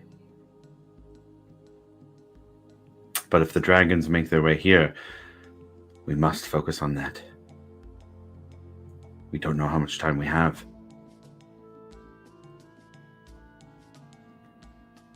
Could be weeks, months, days. They've stayed in Isocross, but how long until they start spilling over to our land?" whenever they said days, I'd look at them, just say potential hours. What do you mean? And then I'm just gonna look at the group, be like, we've gathered information that the dragons have already made landfall. They both look at each other. What? When? This is... Alice Maybe says, a half day ago. we must make preparations. We thought there would be more time. The righteous brand. We must speak with the War Master.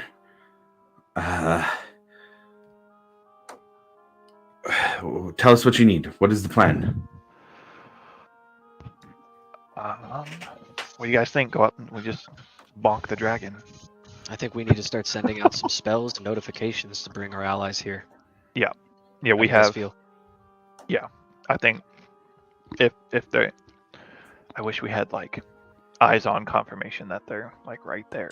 But damn, Well, that's Sparrow one of- needs to. If- Sparrow That's needed one to of the come bits through. of information that I would really like to get. Yeah. Is where are they, and there's an ETA on when they would get here. And if I have to fly out and do that, Oh, you saw what happened last time someone flew off with the dragon. He's no you know, longer I here with vaguely us. remember. We used to have a bird person in our group.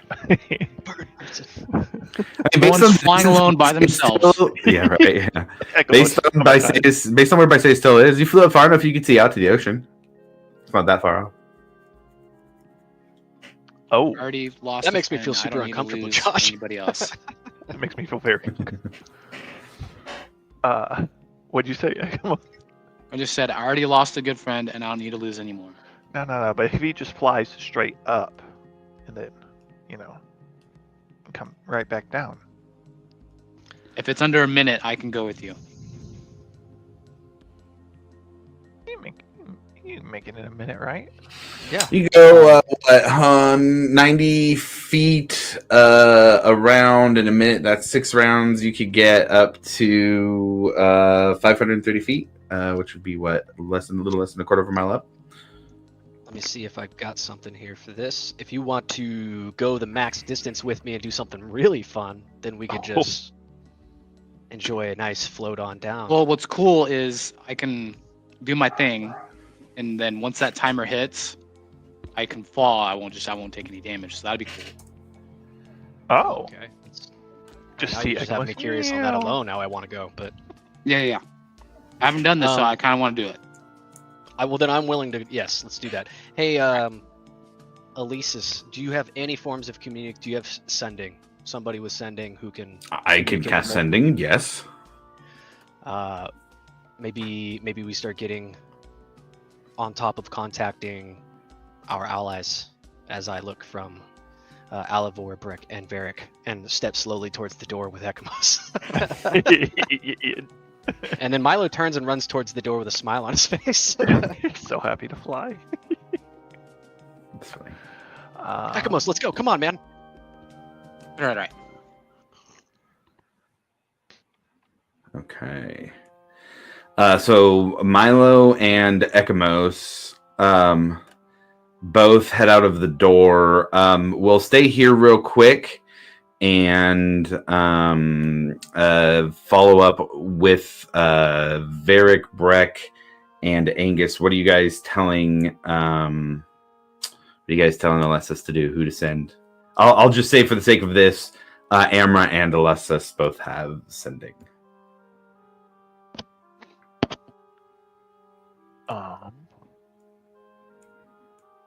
Who all do we have on retainer? I guess that's what I'm asking you guys. Yeah. you got a lot of people you've talked to, a lot of potential allies. Who you reaching out to?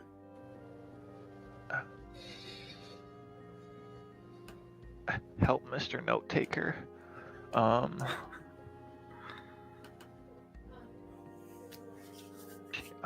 He bioed on you. I'm looking at the allies and enemies page right now.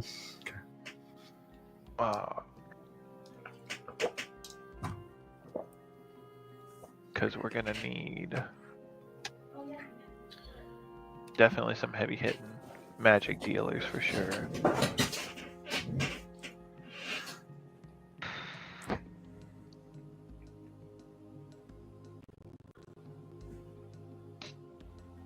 Say very quick, who we calling?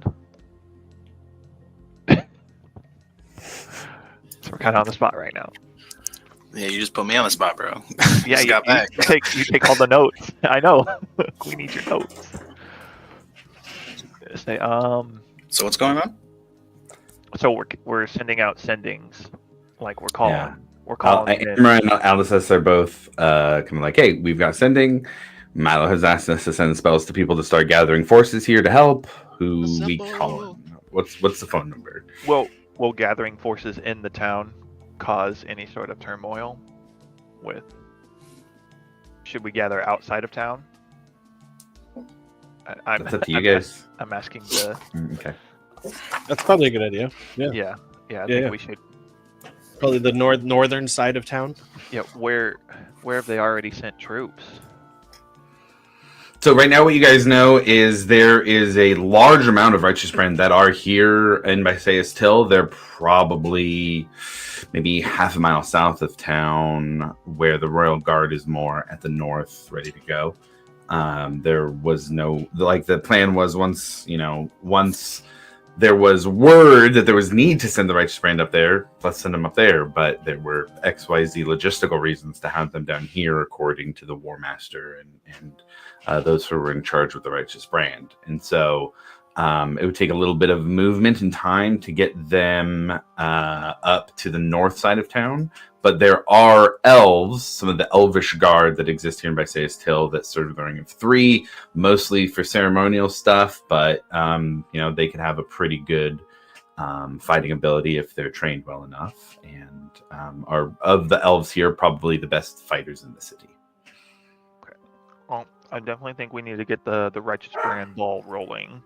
If that's going to take a little while for them to get up there. And then honestly, just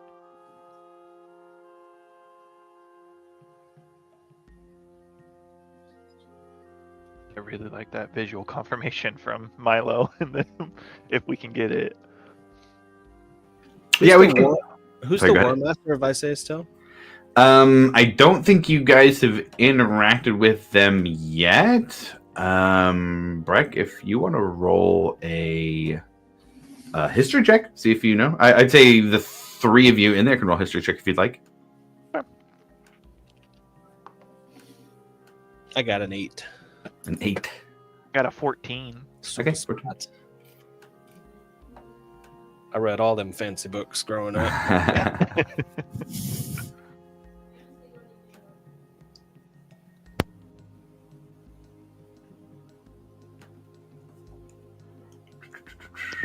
we go.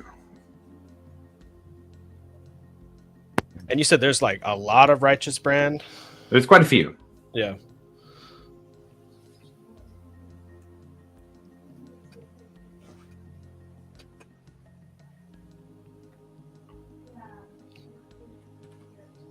Kind of look to Verkenberg. Do we call Milo's mom?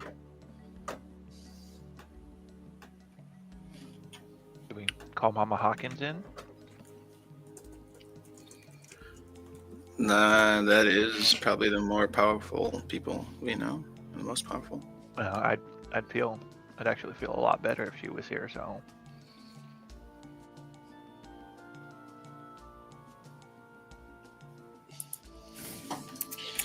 I'd be down to call Possiver and the Nimblefoot gnomes, but I think most of them are locked up in Rexentrum. oh shit, yeah. Druids would be nice.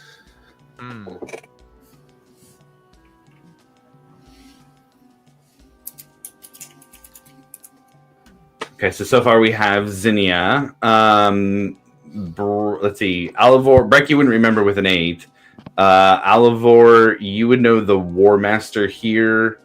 Let's see. The Coin Master was somebody who was with Uther Prent. Mm-hmm. The War Master wasn't there at the same time. It is a human named Armand. It is Armand Miay, Miay. Somebody who is known to be pretty loyal to Uther Prent.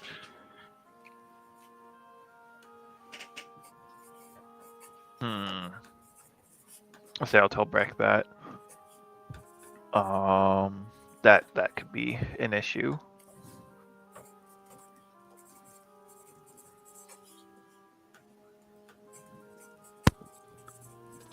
Well, would he be in this building?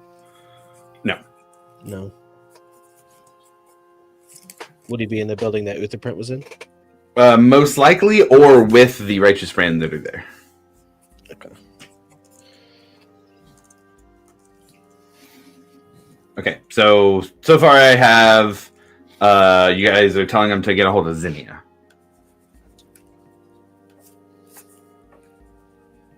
Yes, Zinnia for sure. Let's do this. While you guys are thinking about that, we'll jump to the other team. And Ekamos and Milo. Oh, Ekamos got booted again, it looks like. Oh, no, you're still here. Sorry, I miscounted the numbers on the screen. So, Ekamos, you and Milo are flying up. Ekamos, how are you flying? I was going to add a little spice to it. I guess as we were about to take off. Be like, check this out, Milo. Got it a while ago. First time I get to use it. Pretty cool. It's pretty much just the Nimbus Cornet. Nice. I'm gonna invoke the rune, and for like flavor wise, I guess kind of just like stand there, and then you'll see like the rune on the cornet kind of like start glowing blue. Oh shit. And then it'll like put I wouldn't say a shimmer, but like can't really see me at first, so it just like covers my whole body, and then I turn into like a cloud, pretty much. What the heck? Nice. That's cool. Let's fucking go. We only got a minute. Oh shit, let's do it. You guys zip straight up. Go as high as you can. As you guys get to the kind of apex of where you're trying to go, let's say about a quarter mile up. Yeah, we'll just round it up to a quarter mile. You guys get up top, past the tops of the trees of Bysaes Till, and look out. You can just barely on the horizon see the ocean. Both of you roll a perception check.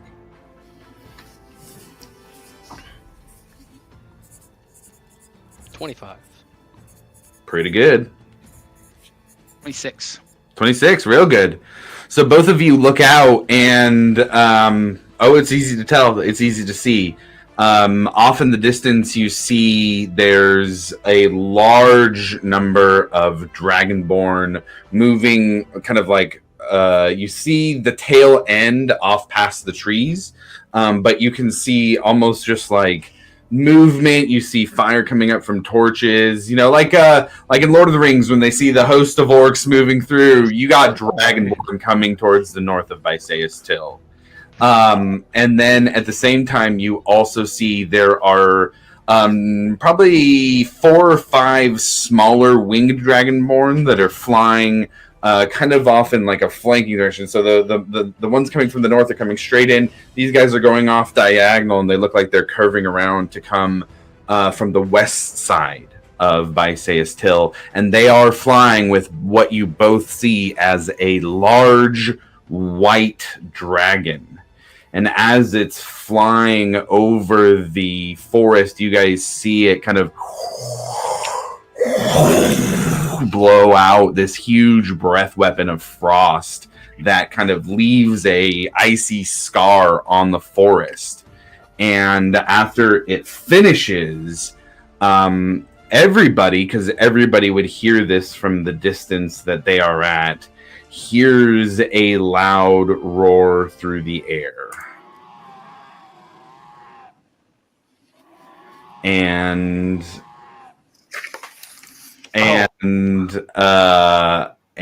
with that, I think it's a good time to take a break. We're just about halfway through the session, so we will come back and play out from here what happens next with Milo and Ekamos in the air, and with what they've seen. We'll jump into it. So let's take a 15-minute break. It's 1:03 here Pacific, so let's do 1:18, wherever 18 is on the dial where you're at, and we will do next steps from there.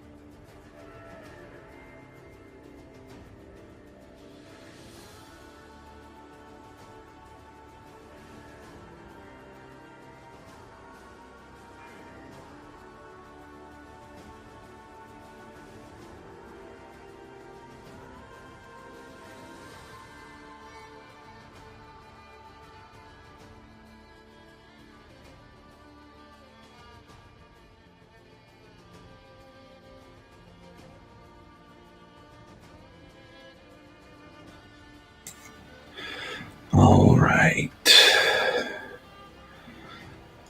Turn the banner off and get some proper music going.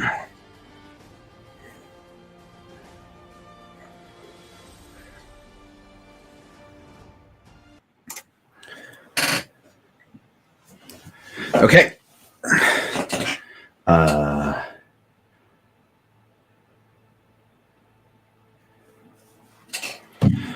All right, everybody back? Cool. Yes. Yep. Cool.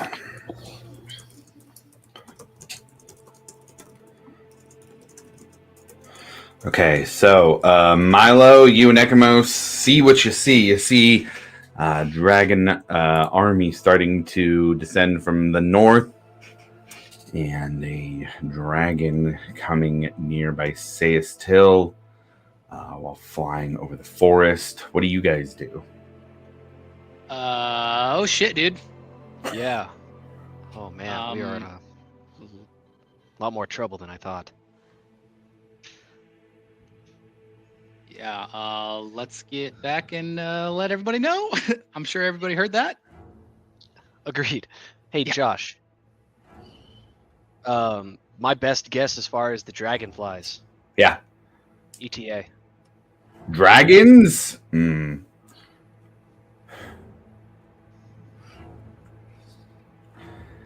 It's not going super fast. You're in the range of 10 to 20 minutes. Okay. The army's a lot slower, obviously, but So what pretty about the quick, army? Milo. How long till the army gets here? army's hours. That could be a few hours. Yeah, they're not like close. I would not like write like, oh, they're going to be here in minutes. Everybody start fighting. I would say in the range of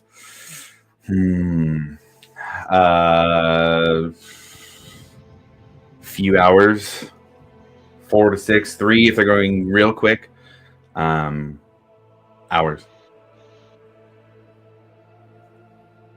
Let's go.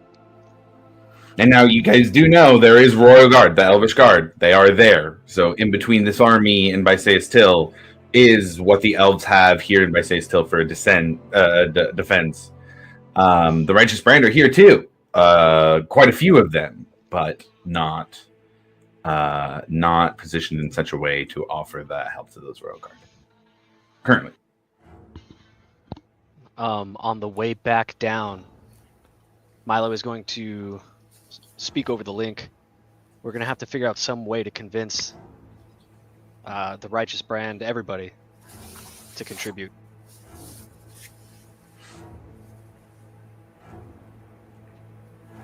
That might be kind of a you thing, Breck.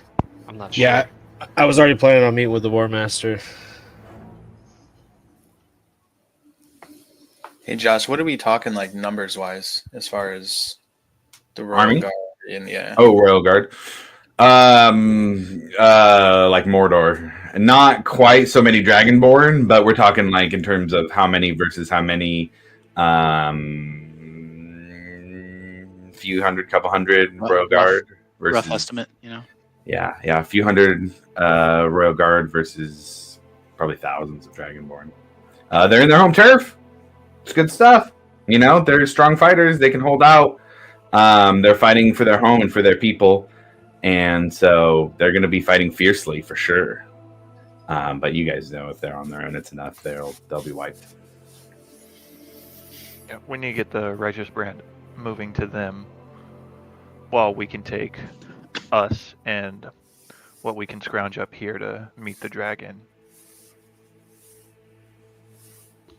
How is getting in contact with our allies?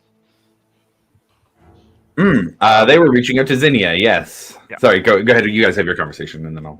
Oh, I was going to say, we called out to your mom, but we don't know who else to call out to. We need Mommy Hawkins here. What about our contacts with the? I know Rufus isn't here, but we could still reach out to the Cobalt Soul. The ones that went into hiding. Anybody we can get, I'm sure that they have some form of contacts. There's also White Run, right? Whiterun. White We Stone. talked to Whitestone, yeah. Whiterun. My bad.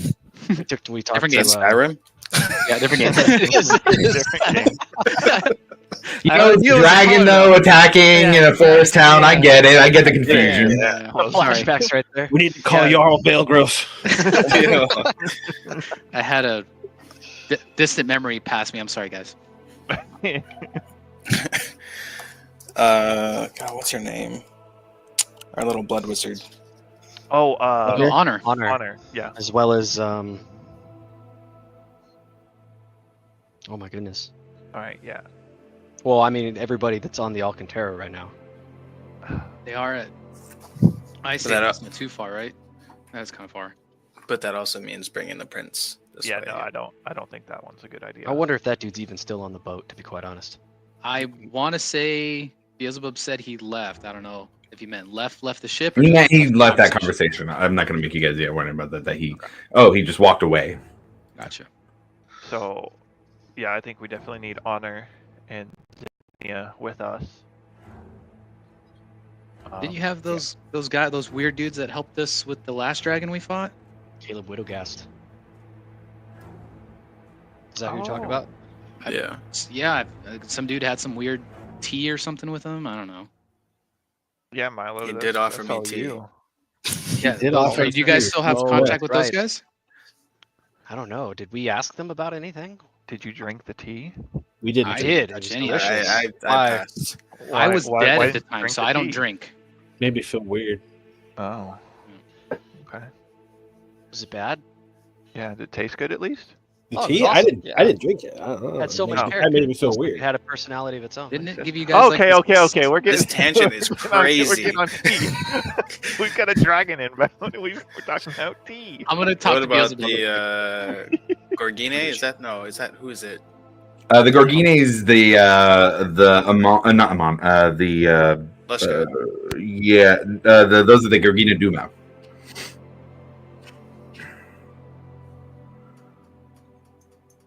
Yeah, I'm just trying to think of anything, man. Agamos, you said you're going to get a hold of Beals? Yeah, What are you saying? I was gonna get in hold with Beelzebub and be like, "Hey, tell Morgana that we might be fighting a dragon here soon, and I hope to see her after this." Okay. And that You hear him like running. Hey, Morgana! Morgana! He says that they're fighting a dragon soon, and he hopes to see you again soon, and he loves you! Ow! I'm just repeating what he said! She said she loves you too.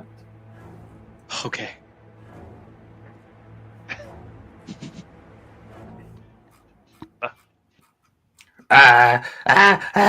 She also said you better fucking live or she's gonna be so mad at you. She's got shit to tell you, just fucking live! Okay. Ow!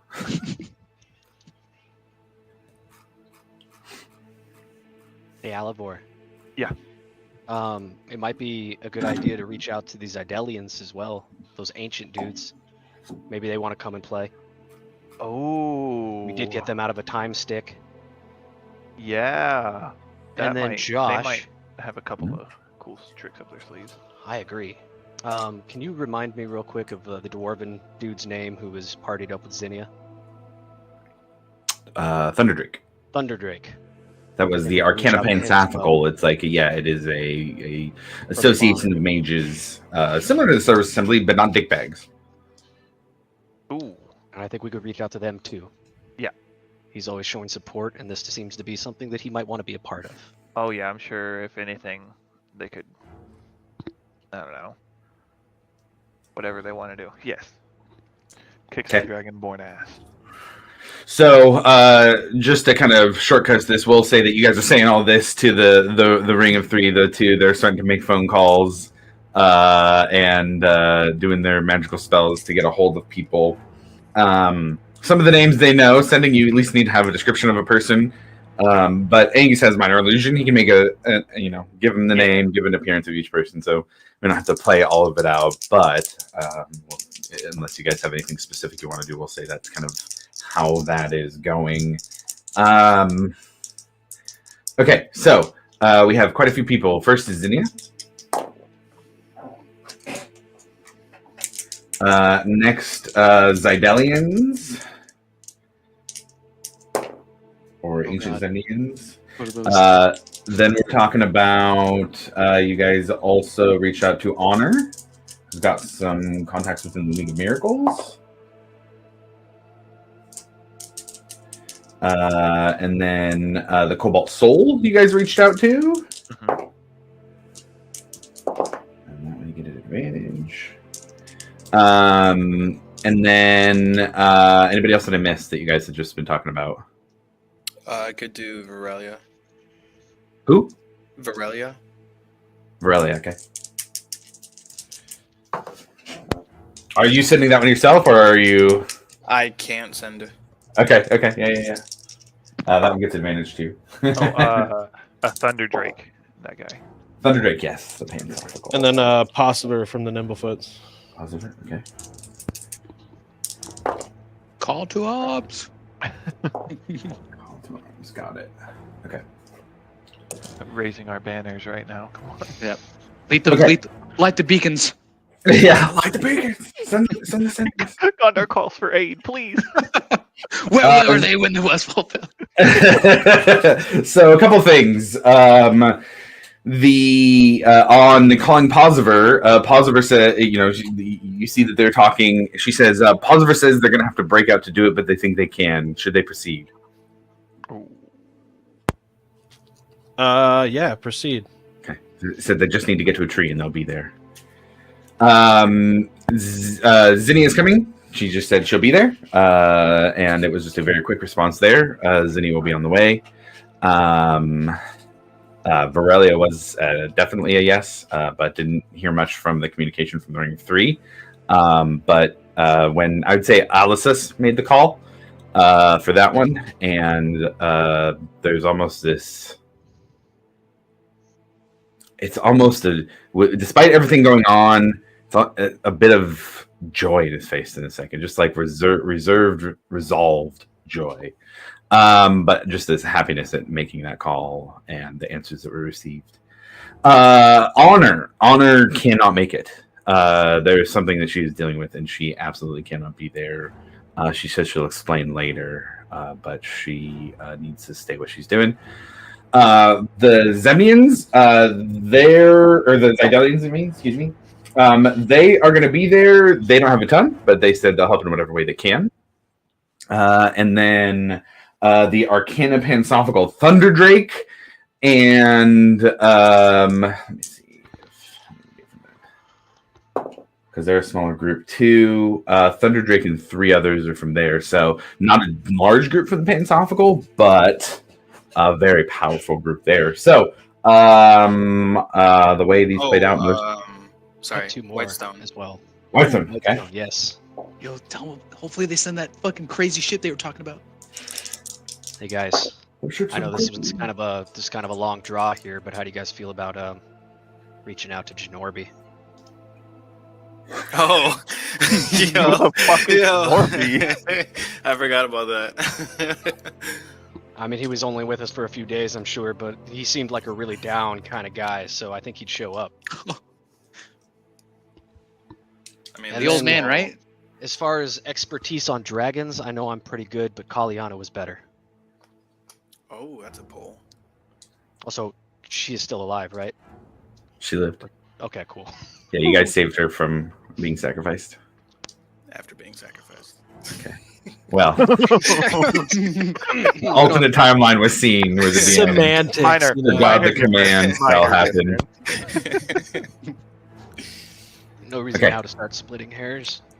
So Genorbi sounds like Genorbi. We can call. I think. Oh no, he's with Honor. Okay, yeah. So I'll roll separately for him. Okay. Genorbi. Yeah, I can make it. Sure. No. But it's just Genorbi. It's just, like he's no group. It's just, hey, can we get that one guy? Was there anybody else that I missed? Squall. Squall, just see if Squall. I'll let you choose that one. If Squall wants to show up, Squall can show up. And then the only other question I had was, did we ever meet any of the Platinum Dragon people? Because I know they We did showed come in up contact in. with one, and it was a Yeah, Brotaurus, you did come in to Brotaurus, the on the Tal'Dorei Council, they are in the Master of Defense. They're missing an arm. They fought against the Chroma Conclave, and they are the ones who told you that, hey, there's a dragon within your party. I feel like that dude. Had that I was combo. gonna say if we're Rashid, gonna call strong anybody, dude. like Platinum Dragon people would probably be helpful. Yeah. I feel like they would want to take part in this. Yes.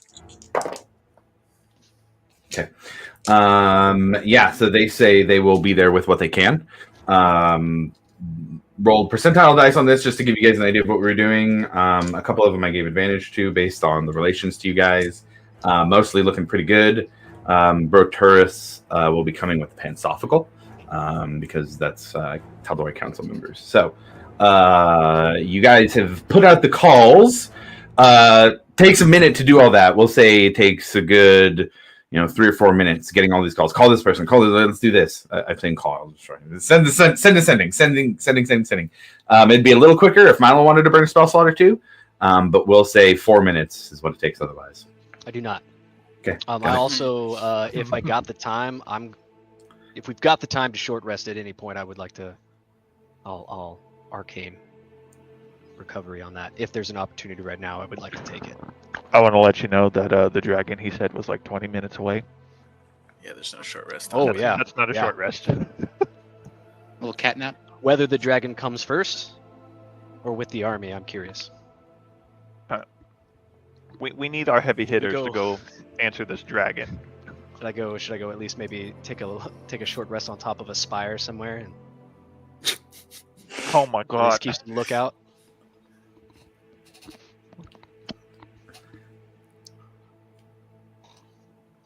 Was Milo trying to abandon us? No, of course not. Oh, I Milo! think Getting that's, closer. Milo, you don't have time. We have to go. Ekamos, you want to turn to a cloud again? Let's go. All right. So, what's this? Are we gonna have to like divvy up who's going where? So it depends on what you guys are doing from there. You guys have called in allies. Mhm. Allies are on the way. A lot of allies have just answered the call for Bysaes Till. You guys have called in the favors. You guys have called in what you've been building here for this campaign, these relationships that you've been building. Did you? I didn't roll for one actually. That you guys mentioned, Kaliana. Kaliana. Kaliana. I want to make sure and get them all in before we get here. Yes, yeah, she seems This is actually a big one too. very important. Did we roll for Caleb?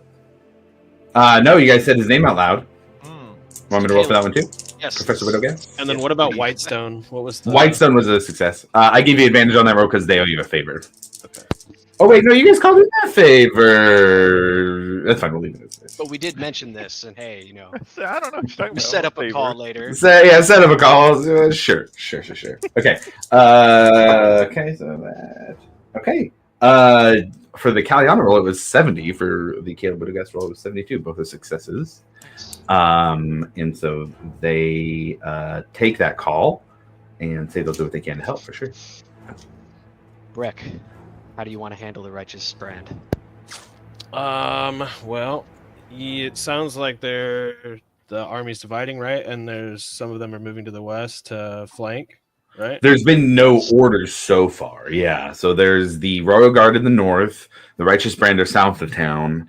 They don't have any orders yet, as so far as you guys know. I was talking about the The west Dragonborn is army. flyers. Oh, I'm sorry. Yeah. They're coming down from the north. The dragons, and there's a couple things flying with it, are kind of coming around to the west side, if I say so. Yeah, I was gonna suggest that we send the entire Righteous Brand up north. Send all of our like grouped call-ins to the north, and have our like single target heavy hitters like Zinnia and Caleb and all the like big guns come with us to hit the dragon. Because if the faster we can take that out, the faster we can get up to the north to also assist in the army as well. Plus, I would like to have Gnor be with us for the dragon. Take this, you old batty.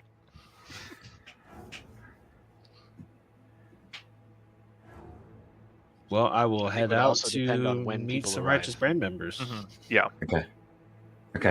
Breck, do So- you want us to come with you, or do you want us, maybe some of us, to stay here and coordinate? Go ahead and stay here and coordinate. I'll handle it. On it. Okay. Breck heads out. It's just a couple-minute walk to where the War Master would be. You're able to, we'll say you go to quick pace, you just run there to get there as quick as possible. Couple minutes, you go through the door. This is the place where Uther Prent was as well. You go in, and similar inside. So there's kind of a hubbub also as you're running through the platforms and trying to get down to the bottom level as quickly as possible. You can see people are starting to notice things are going on. You hear a little bit of screaming. You see people running, gathering things, either grabbing their stuff and kind of taking shelter. You see a few people grabbing weapons. You see elves coming out with bows. As you get towards where this main area is, the guards are out front. They're kind of barking orders around, and you're let in no problem. As you go in, there's, I would say, 5 or 6 guards who look like they're guarding the stairwell to where you had walked up to talk to Uther Prent before. And they see you and say, kind of a mix of dwarves and humans mostly. One of the dwarves yells out, War Master Deep Delver! What do you need? I'm here trying to figure out why there's an army of elves out front and there's no dwarves standing next to them. We're just following orders, sir. We're working with Armand now, War Master Armand. We'll do what we can. Like, he just gets flustered. He has no idea what's going on or what he should be doing. He feels... What were the orders? Waiting on him. He said, hold until we can get orders. All right, new orders. We take everybody. We march them north. Sir, I answer to Armand. You answer to me now. Persuasion or intimidation? I'll let you choose. Hey, I'll go with Josh, intimidation. while he's doing that, do you want me to level up Squall? Yeah, that'd be great. 17. 17, nice. Okay.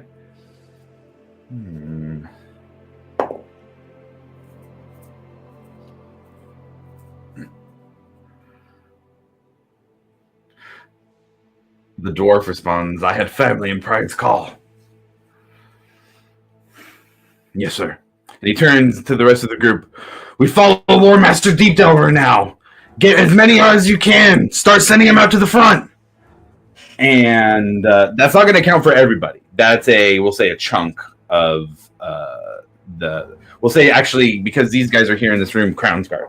The Righteous Brand is the biggest chunk of soldiers here, the Crown's Guard that are here now. You're getting, and also they were guarding the stairwell up to Uther Prent. They're all right. Let's go and fight out with the army.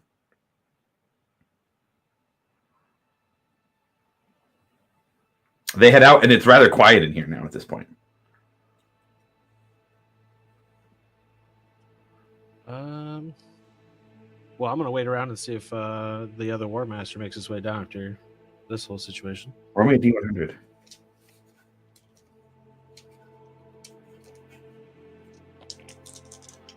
$69.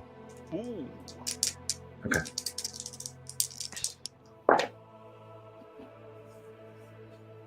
Okay. You wait a minute and a half. You see a tan-skinned, bald-headed human step out of Uther Prent's office, kind of hurriedly, walking, not running, but kind of hurriedly. He looks over and just sees that it's quiet down there and sees just you. What is the meaning of this? Where were the guards who were stationed here? The coward shows himself. It's good to see you, man. And he kind of looks up and down, sizing you up a little bit. The dwarf from a little project west of here. Yeah, down in the fields. So where's my men? Heading north. Stop an army. Where you should be heading. Instead, you cower here. I take my orders from the crown, from those that I answer to. That man in there, Uther Prent, He's making the calls. I have to tell you, I'm surprised with the sound of that dragon. You guys are even still here. I figured you would have walked away, piss in your drawers, everything.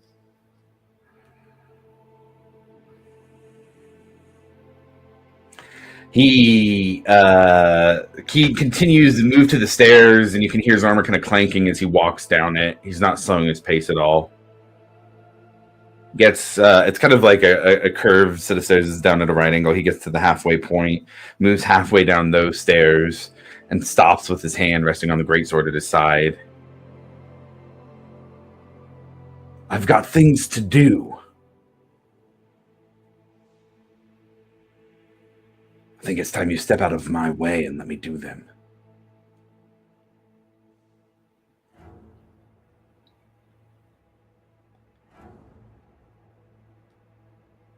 I'll be heading out west to stop a dragon. I expect you to be heading out north to stop an army. Well then, we'll see how our expectations play out.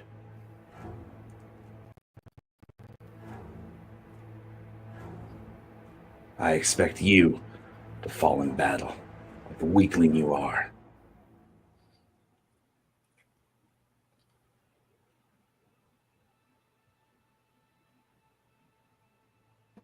I'm going to cast a 3rd level command. That's the wisdom save, right? Yes. It's 14.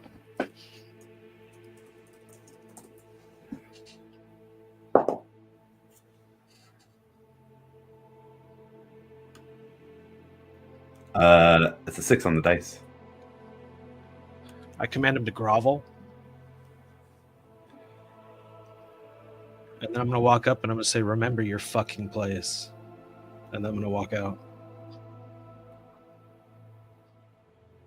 And he's groveling, so as you walk away, he says, "Yes, sir. I'm sorry, sir." And as you kind of walk out and close the doors, you hear just a yell, "Fuck!" And you hear a sword get pulled out.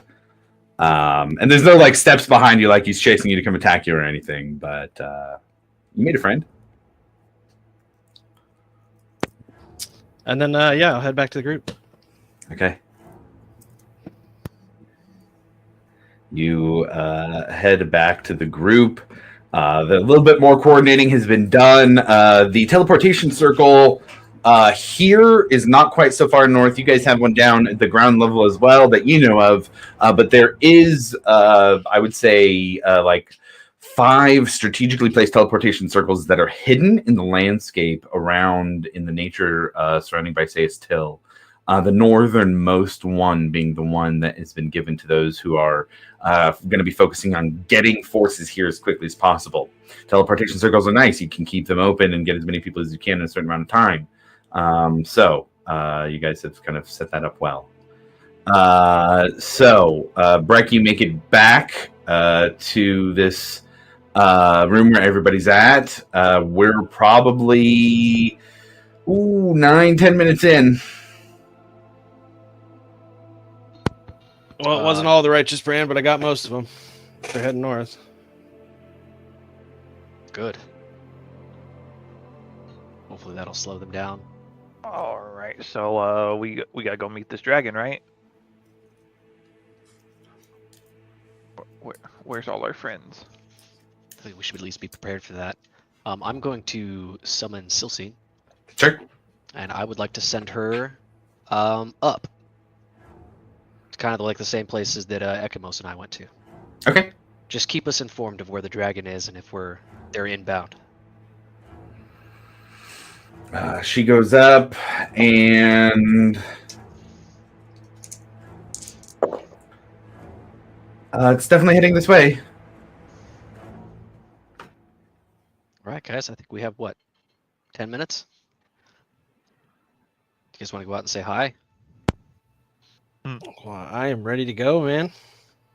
Yeah, where's? How are we going to bring it down Oh, to Breck? that's what I was hoping we had. Our heavy magic hitters. Where's Caleb and Zinnia?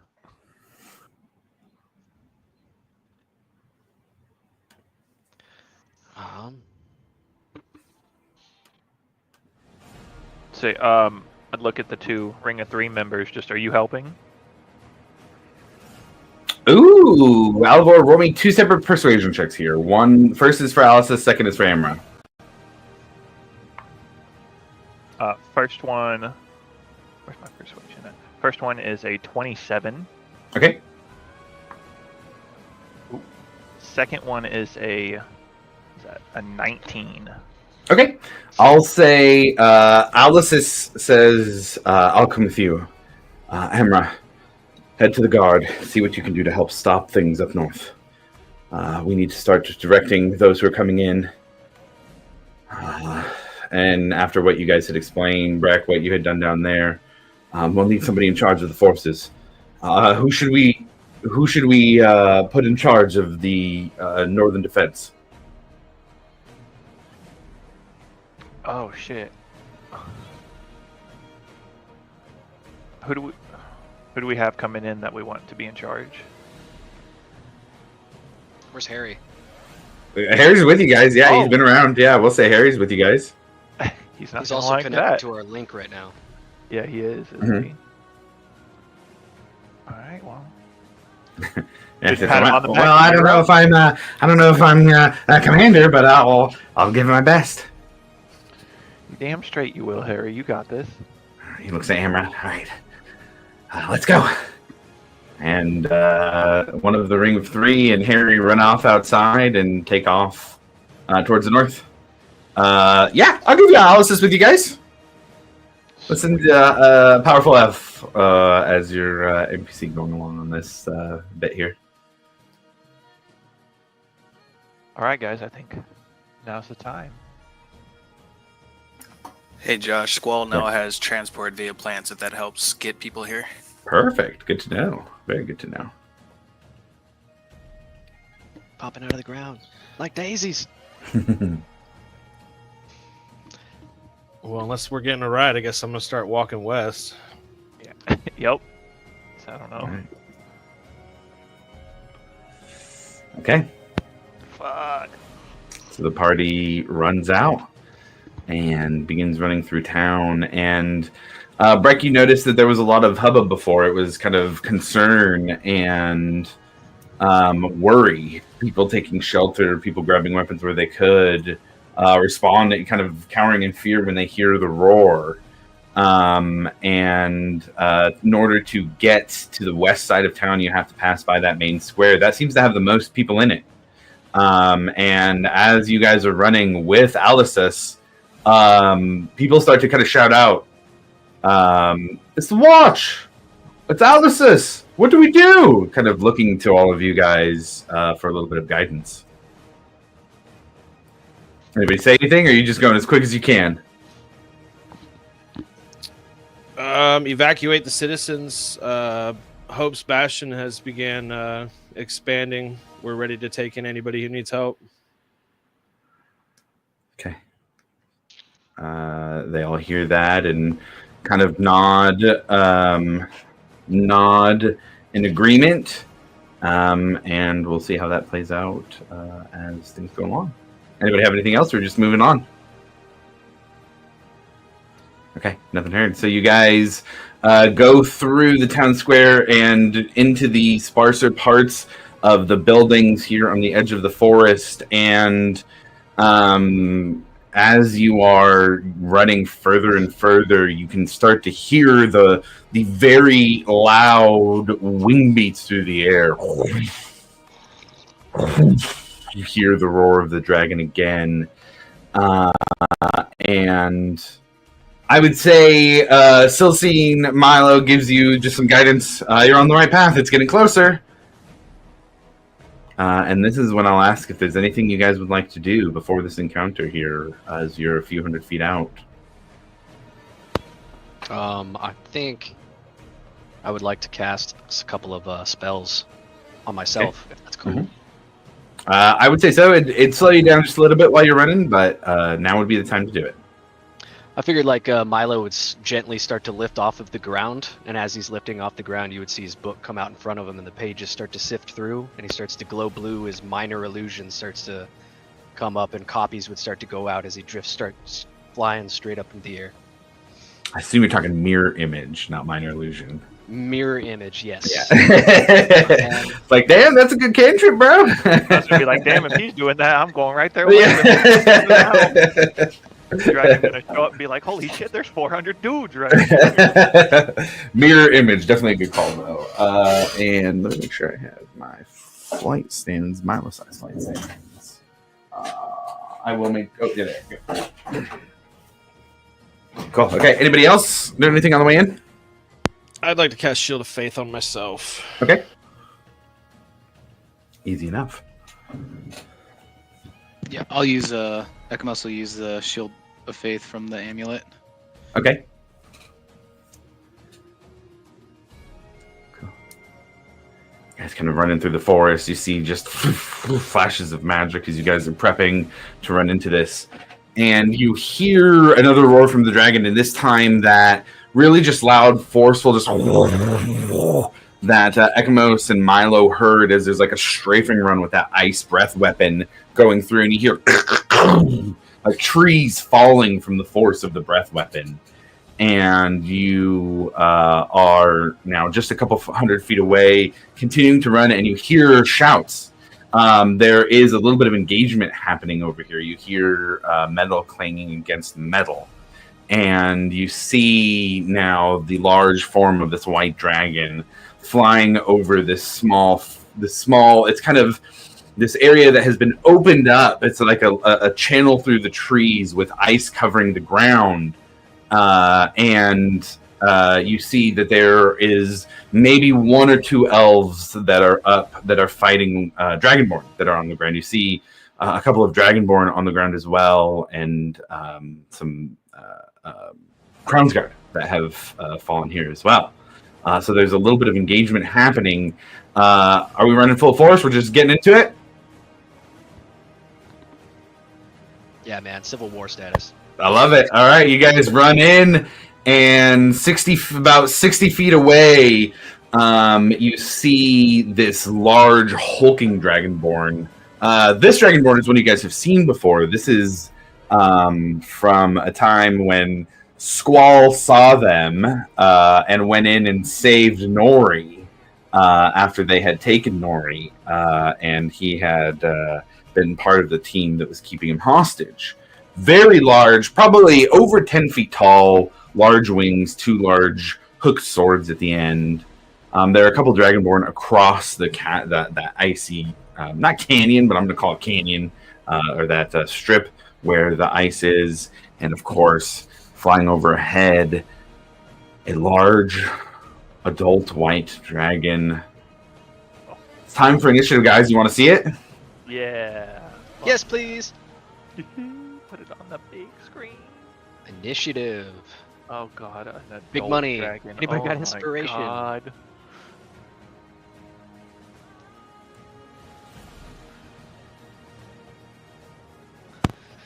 I got a 4 for my. Oh no!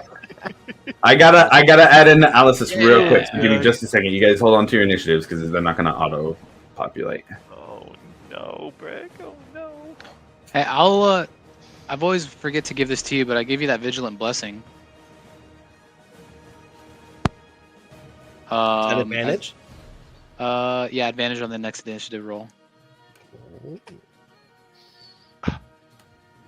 It's real nice. Got it at Walmart. Oh, it's way better. That's a 12. There you go. Better than fucking 4.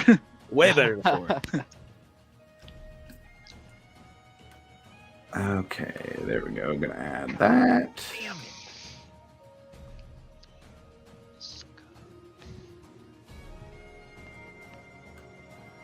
Cool. Okay, so let me get cam set up.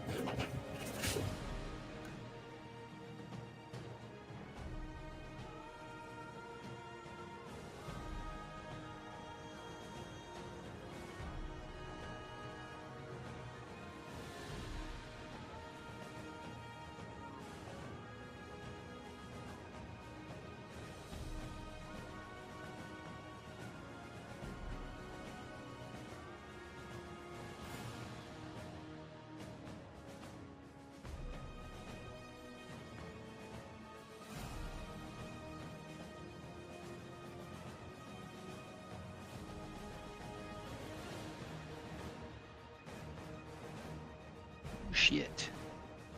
Oh wow, Oh, fuck me. that's a big one.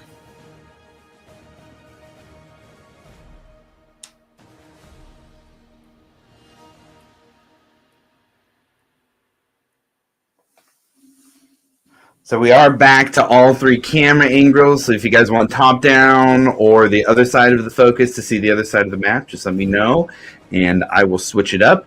Currently, you guys are over on the left side of the screen. There you can kind of see Milo at the top. We've got all of you kind of running in line with the big guy here. We have a live elf that is running away from this big guy here.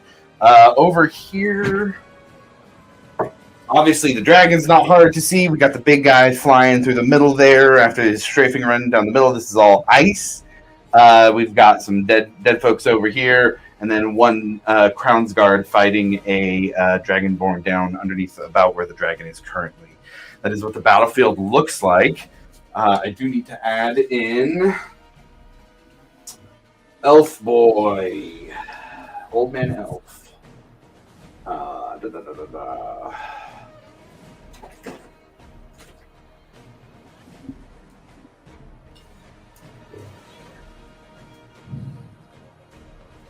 Here we go. This will be our guy today. He's going to stand a little bit behind you guys, being more of a politician than anything, but still ready to fight. So that is the setup. Let's look at initiatives. Milo, let's start with you. 20. Breck, I heard 4. Yes, but Ekamos used his blessing to give me advantage, Okay. and it was 12. 12. Okay. Ekmos. 13. Barrick. 13 as well. Angus. 10. Okay. And then we're going to auto roll initial on the others. Okay. Gentlemen, good luck. Here we go. Oh, fuck. Didn't like that. What does that mean? They all go first. Milo, starting off combat, you are just slightly in the air. You are around the rest of your team. What are you doing? Hmm.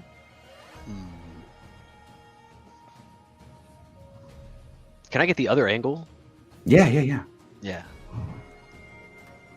And then is still seen with me, by the way. Yeah, I was thinking she was tracking with you. Okay.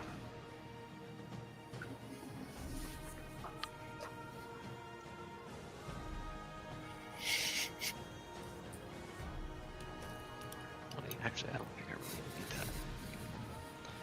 that. I am going to send, as a bonus action, I'm going to send Silsine. Maximum distance out, would actually think 30. Okay. Straight at the white dragon.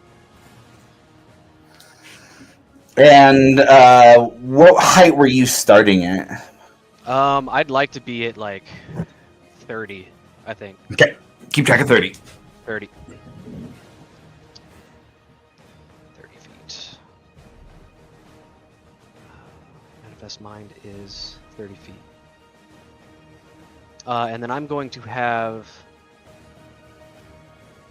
Still Seen cast a 4th level gravity sinkhole right below the dragon. Okay. What's the save on that? Save. It's going to be a Constitution save of 17. 17. Okay, got it.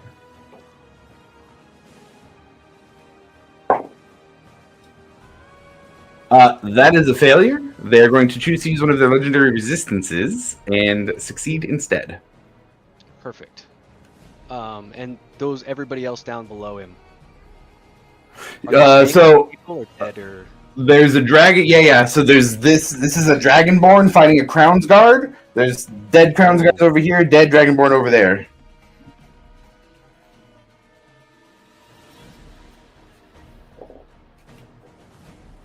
Okay. So for dragonborn underneath, I think that's going to be a failure for him. You got a 17 save.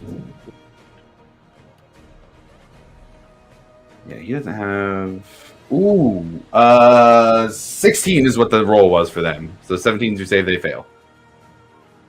Perfect. And then the Crown's Guard. Poor Crown's Guard. Sorry, guys. Yeah, sorry. They got a 15, so they're going to be taking that hit as well. Okay, so everybody's gonna get moved towards under the dragon. Okay. So that was the point of origin. Origin form. Failed save. They do 5d10 force damage and is pulled in a straight line toward the center of the sphere, ending in an occupied space as close to the center as possible. On a successful save, nothing happens except for the half. Does it even take half damage? Half damage for that. Okay.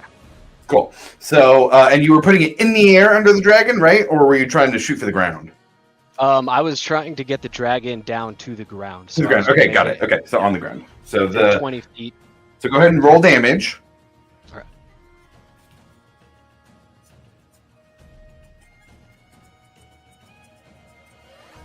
Give me that 0. 27. 27. Okay. So, dragon is going to take half of that, which is 13 points. The others are both going to take full damage. And get pulled towards it.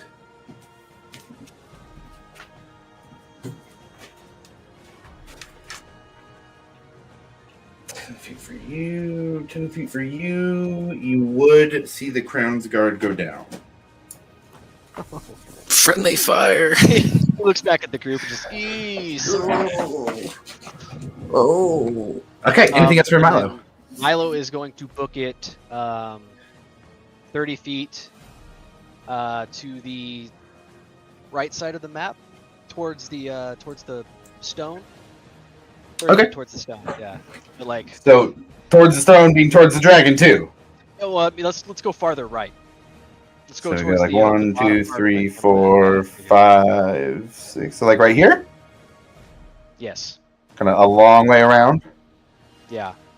Okay, gotta get rid of some of the little snow effects. Does it get you safely on there? Got it. Anything else? No. But still seen cast the spell. I just want to say that again. Okay, got it. All right. This guy's gonna go next.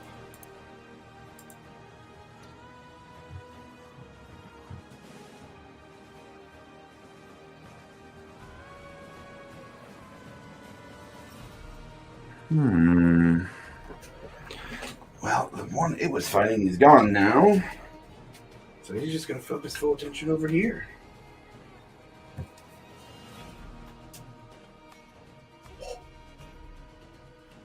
$15, $20, $25, $30. And he's gonna take the dodge action just underneath the dragon. He's gonna kind of just run out and say, "Come and get me, the dragon's right here. I have to fight them to fight me." Ekamos, that takes us to you next. Oh boy. All right. I'm gonna make my way opposite direction of Milo, kind of where the two trees are on the edge of the map there. Full movement if I can. Like that? 30 feet that way? Yeah, that's fine.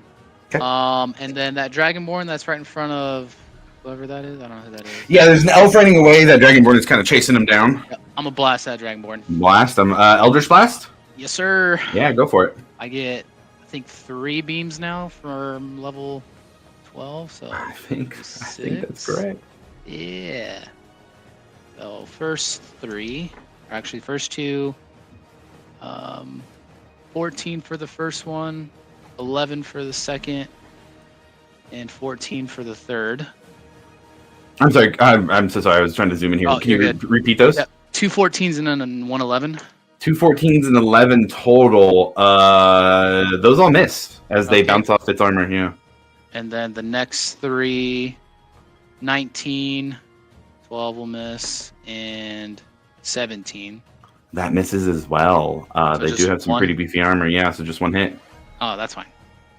Where's the...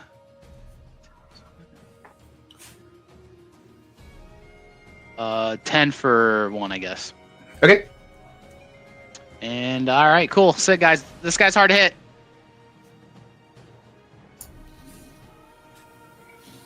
And that was the big guy right there in the front by the trees. Yeah. Okay. Chasing that elf that was running away. The shiny looking one. Yeah. Big guy. Probably the biggest dragonborn you've ever seen. Oh God. All right. Anything else for Ekamos? I think that is it for me. Okay, cool. Alphasis is going to go next. One of the Ring of Three, who you guys have brought with you. They are. Oh boy. Let's see. They've got a couple things. I think they're going to keep it pretty good. Pretty standard, actually. This is a white dragon on the ice side. They are going to raise their hand, pull out a bit of dust, and put it in their hand, kind of wipe it off as it lights, almost like they're sparking it, hit it into the air as a small bead. Yeah, that's fine. They can definitely do that. As a fireball goes to hit the dragon and the dragonborn over here. Awesome. Going to be Dex for those two. Dragon's going to fail that one. I'm not going to use legendary resistance, though. And the dragonborn, they will succeed. So let's do this.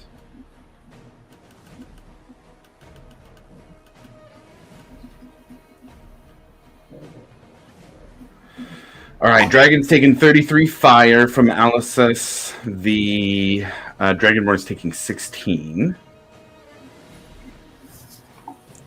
And Aliceus is going to stay well behind and kind of just back up about 10 feet to be a little bit behind Varric there. That's going to take us next to Varric. Breck on deck. Angus after that. All right. Varric is going to quicken haste. Okay. Then I'm going to put myself between that elf and the dragonborn. Okay. I think you have extra speed with haste, right? Yes, I have double movement. Perfect. So you can get exactly in between them. And then I'm going to take some swings. Mm-hmm. You run up to him, and he's got these big wings, large hook swords. The swords are as tall as you are, super sharp. You can hear him cutting through the air as he waves them, wearing this large armor with a 5-headed dragon on the chest, and with like a colored gem to match the chromatic colors of Tiamat on the chest. And as you walk, or not walk, but as you run in between the elf and this large dragonborn, one you guys have encountered before, he gives us a little finally. Go ahead and make your swings. Oh, get the fuck up here. Yeah, those are both gonna miss. Then the last one. Wow. Yeah, all 3 swings miss. Ooh, ouch. I rolled 2 4s and a 3. Ooh. So you go in for these swings with Luminous, and just these large swords, he's able to just push the hit away.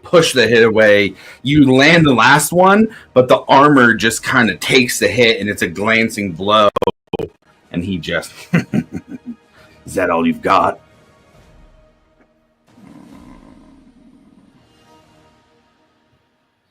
Unfortunately, yeah, that is. Okay, it is all you got. Yep. Yeah, that was movement Okay. bonus in the action. Okay, Breck, that takes us to you next. Angus on deck.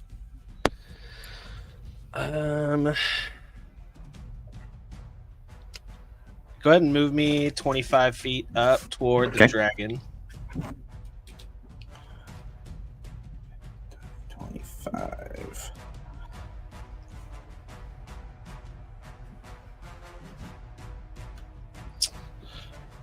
And then let's do action dash and then move another 25. Okay. 25 up there. And then I'm just gonna kind of bang on my shield just to kind of show off the platinum dragon. Oh, I love that. I love that. Roll a religion check for me there.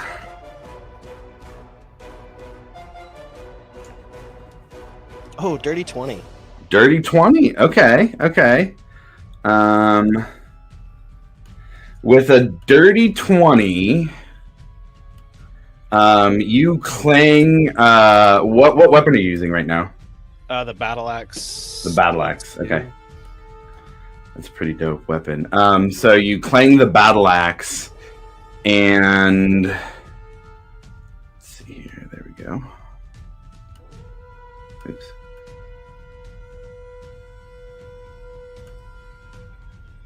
Yeah, there we go.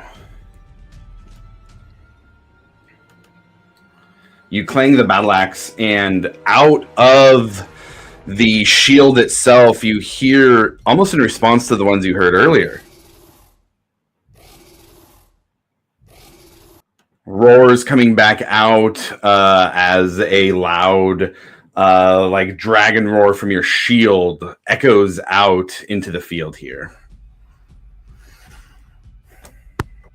And that is my turn. Okay, Angus, that's going to take us to you next. All right. Well, seeing that fucking Egomos's shots bounce off and Varric can't hit the big fucker, I'm gonna try and play a few little mind games with him, and I'm gonna cast Phantasmal Killer at 4th level on the Dragonborn. Yeah. Wisdom 17 save.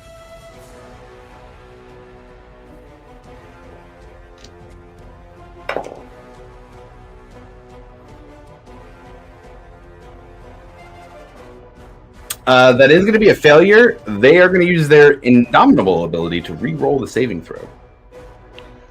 Or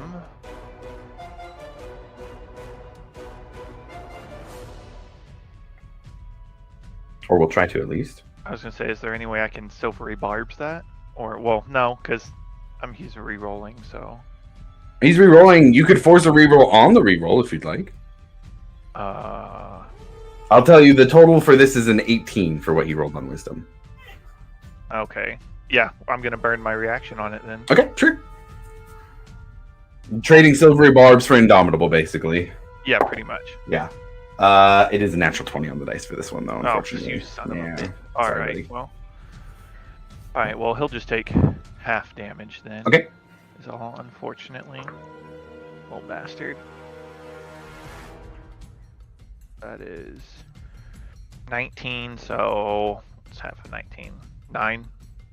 Okay. So yeah, 9 points of psychic damage. Oof! Okay. Yeah, they take the hit. You have an ally within 5 feet? Oh, it's a spell, though. It's not a... Yeah, it's a spell. Not with a finesse weapon. Kind of move me 10 feet over towards... to kind of get underneath Milo there. 10 feet under Milo? Sure. Yeah. Yeah. And then I'll go ahead and end my turn there. Okay. All right. Next is the big guy in front of Varric.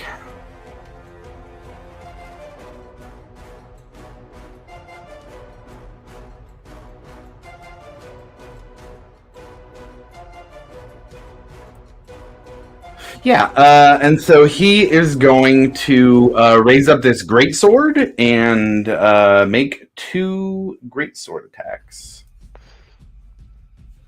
And then is he? No, he's not there. Okay, got it. Yeah, he's going to do 2 greatsword attacks. First one at Varric. Natural 1 for the first one.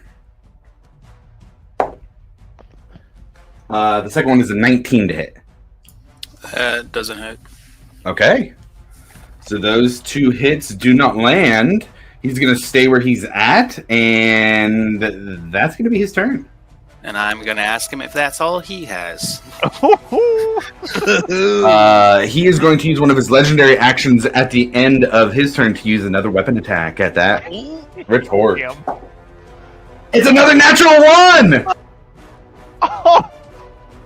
So there is now a back and forth duel happening between this large dragon and Varric as they are trading blows. The amount of dick measuring contests we have this episode. Let's see. Okay, so that is going to come into play now. Oh. He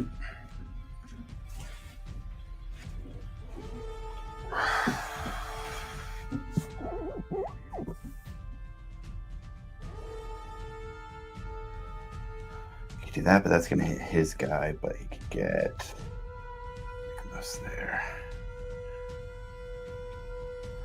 Milo, this dragon's about 30 feet up as well. Are you kind of even with them currently?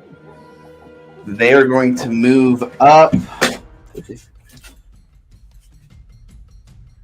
see, for their flying. Yeah, that's good. Okay, so they're going to move up. Actually, you know what? I think. Yeah, that's how he's going to do it. Yeah. Breck, you claimed your shield the Bahamut. You challenged him directly. He's going to land right in front of you. On the ground. And he's going to rear back. And blow out his breath weapon. Breck, Milo, and Alivor. I need you guys to roll me Constitution saving throws. Big money. No whammy. Why you ask the squishy characters? Oh no. You guys are standing behind Breck? Fuck. Something tells me it's not poison, is it? That's usually a good Not sign. poison. Yeah. Usually it is. Yeah, in this case, he tempted him. Oh. I got a 24.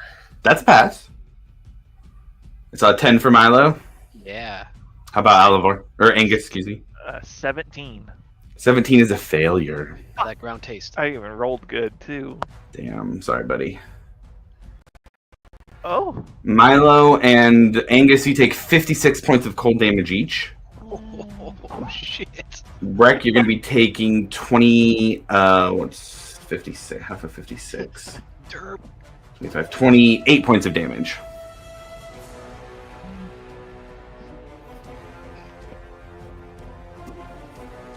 And yeah, the dragon took you up on it. That is going to be the end of his turn. That's going to take us back up to the top of initiative with Milo. Well, I'm getting the fuck out of here. I figured. I am going to continue my trajectory. I'd like to go 90 feet. Okay. Well, hold on a second. We might as well, since we're right here.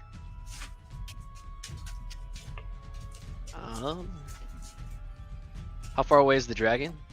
From you right now, let's see. 5, 10, 15, 20, 25, 30, 35, 40 feet. 40 feet.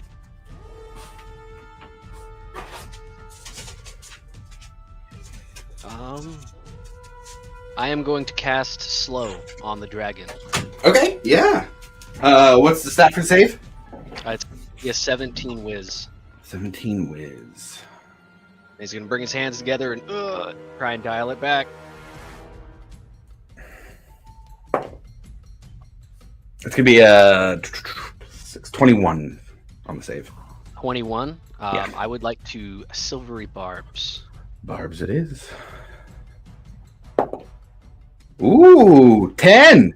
They are going to instead choose to burn one of their legendary resistances and choose to succeed instead. That's important to burn those, though. That is really important to burn those. Well, that's why I'm here, right? So I'm going to I am going to go diagonally right 90 Okay. feet. Let's go. Yeah, that's fine.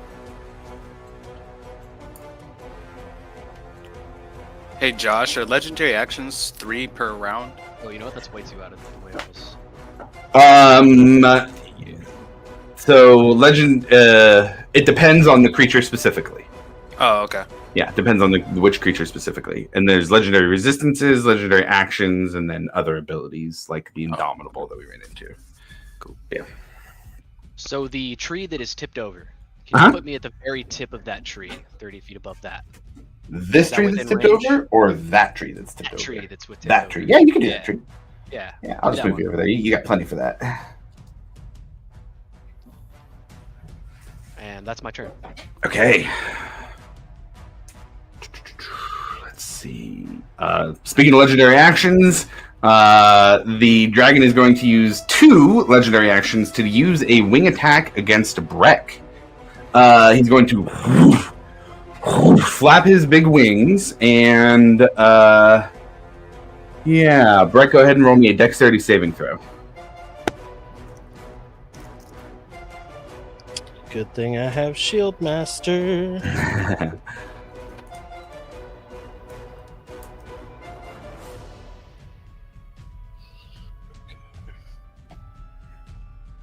So that's 19 plus 5 plus whatever my shield is. 19 plus 5 is 24. And then my shield grants me 4 AC, so another 4 on top, so 28. Woo! Yeah, that'll get you there for the dexterity saving throw. So you do not take any bludgeoning damage. You are not knocked prone. You just stand in it, and everybody is used to seeing Breck, the dwarf who cannot be moved, do this kind of stuff. And as the dragon beats its wings to try and knock him down, he is unable to. Then he can move up to half his flying speed as part of this legendary action. So he's going to land in front of Milo. God damn it. Do I get an opportunity attack on that? Yes, you do. Awesome. Something tells me that's probably not going to hit, but we'll see. A 15? Does not hit. Well, that sucks. Okay. That is going to be this guy's turn next. Breck, he's close enough to you. He's going to run up to you and try and hit you. He's got a great axe as well. He's going to come right there and just swing away at his 2 attacks.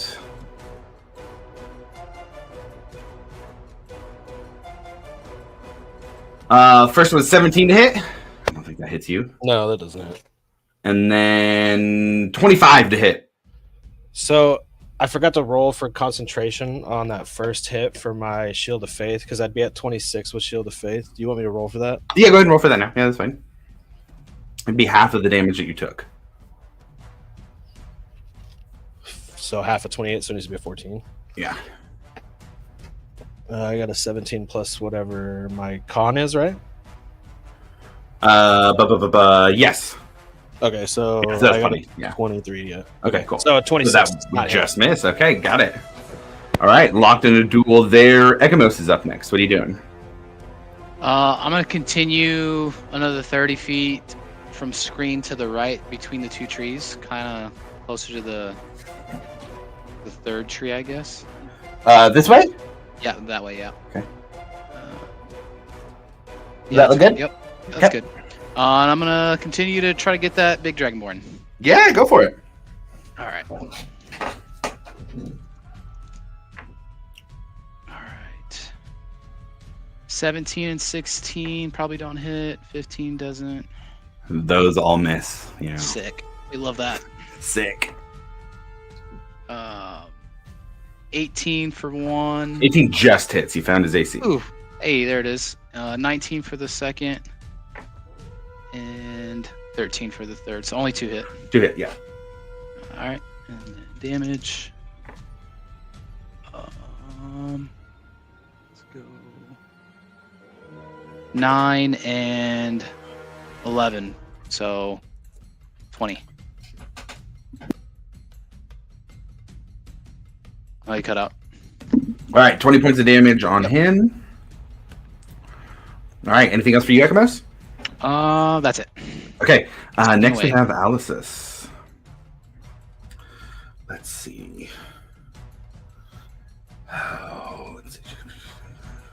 Choose a creature you can see within range. Range is 90. Yeah, so he only needs to move up 10. He's going to move up 10 feet, and he is going to try and cast Hold Monster on the dragon.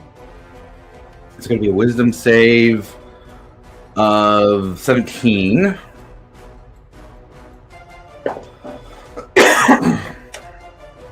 that's throwing the dice. I don't think is going to make it. That's a 10 total. So on this whole monster, he sees it coming after Milo, so he's trying to get this dragon to be paralyzed and give Milo a chance to get away. The hold monster, the save fails. He's going to use his last legendary resistance to choose to succeed instead. And he's going to stay there. That is going to take us to Varric. Hey, we're back to swinging.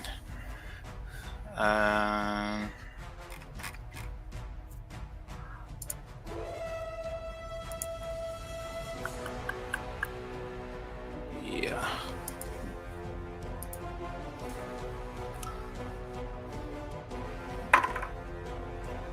First one's a 20. That'll hit. God, that's a miss. And the last one is 25. Yeah, that'll hit too. Cool.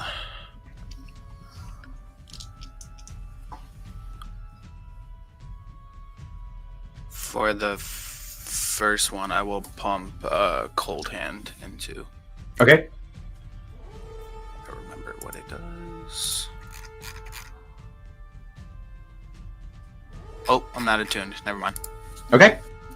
So just damage. First hit is 16 damage. Okay. And the last one is 11 damage. Okay, very nice. 27 total as he squarely takes the hits. You adjust where you're hitting with the hammer a little bit and find some spots that are able to be bent in as these connect. And that'll be it. All right, Breck, you're up. I'm gonna swing at the guy right in front of me. Go for it.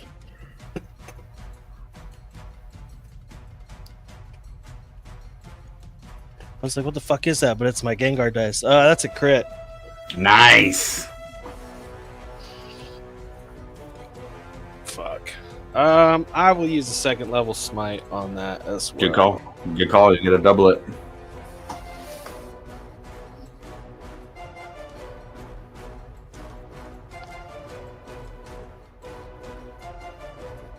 Alright, so he takes 11 bludgeoning damage. Okay.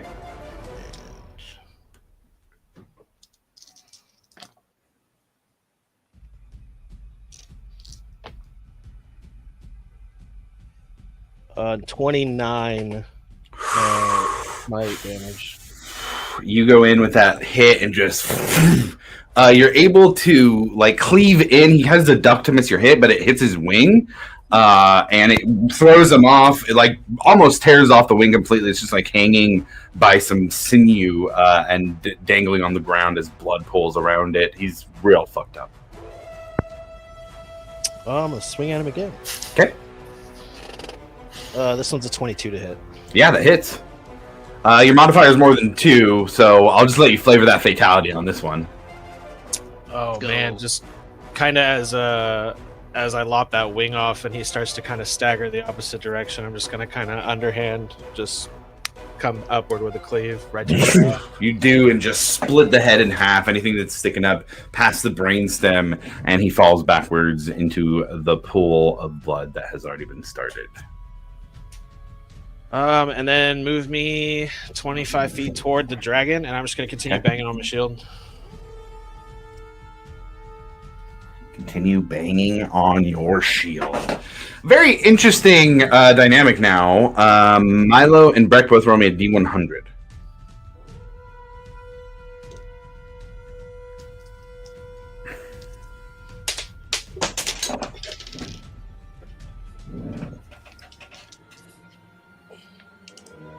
Uh, 64. 78. Okay, 64 and 78. Got it. Okay. Angus, you're up next. All right, so. Oh yeah, I'm well within. I'm within 120 feet of the dragon, right? Yes. Okay, so what should I do?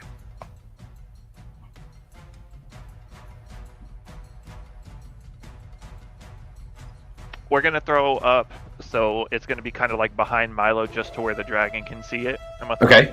hypnotic pattern. Okay. Wisdom 17. 17. All right.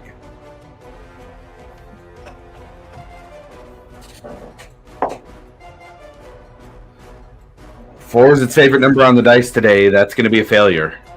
Perfect. Now he is charmed, incapacitated, and has a speed of 0. Yeah, that'll do something. There you go, Milo. Now's your chance to run. Boop. Gone. Thank you.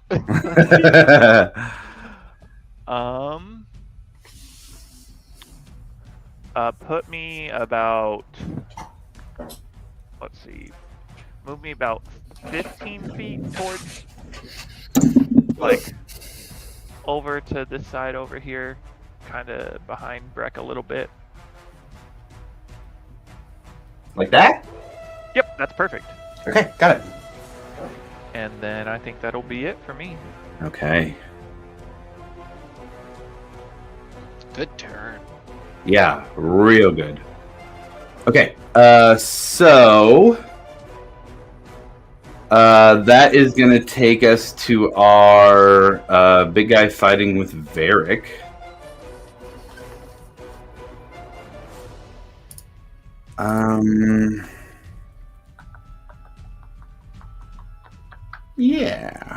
Yeah, he's going to use 2 more greatsword attacks.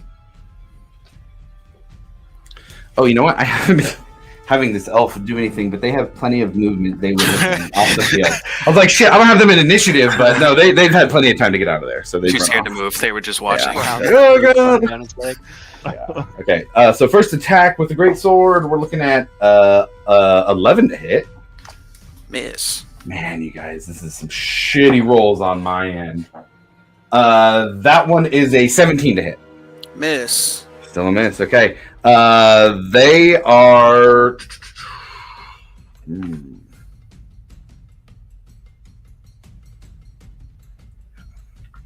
can use on theirs. They'll end their turn there. So that's going to be the end of their turn. So that's going to take us back to the white dragon.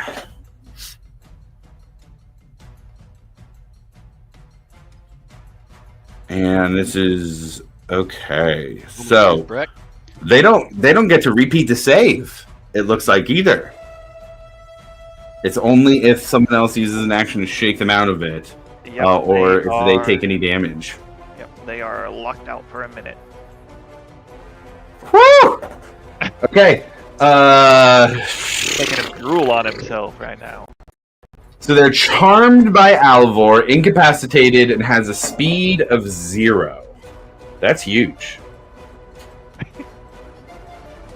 Okay, so they do have to roll to see if they get a thing back anyways. That can still happen regardless. Okay. That is good to know.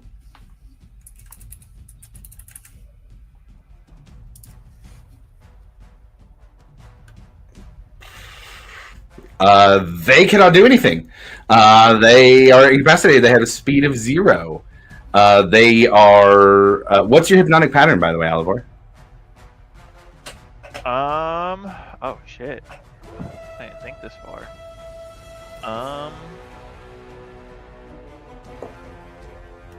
Yeah, for it, we'll make blah blah blah blah blah. You know, like purplish and chromatic with a little bit of touch of spicy, like sparks in there or something. Okay, so just like just a pattern, not anything specific, just a nice pattern. Yeah, just a bunch of like fucking disorienting lights and shit. Like, okay, you know. I haven't quite perfected my craft yet. I'll work on it. Okay, got it. Let me see if there's anything here. I mean, a legendary action is an action too, so I think that's going to be real rough for them. Okay, so that's gonna they have to end their turn. They can't do anything else. But the one that's in front of Varric is going to use 2 of its legendary actions to attempt to frighten Varric. He's going to look at you and just kind of yell out with a dragon roar, I need a wisdom saving throw. Okay.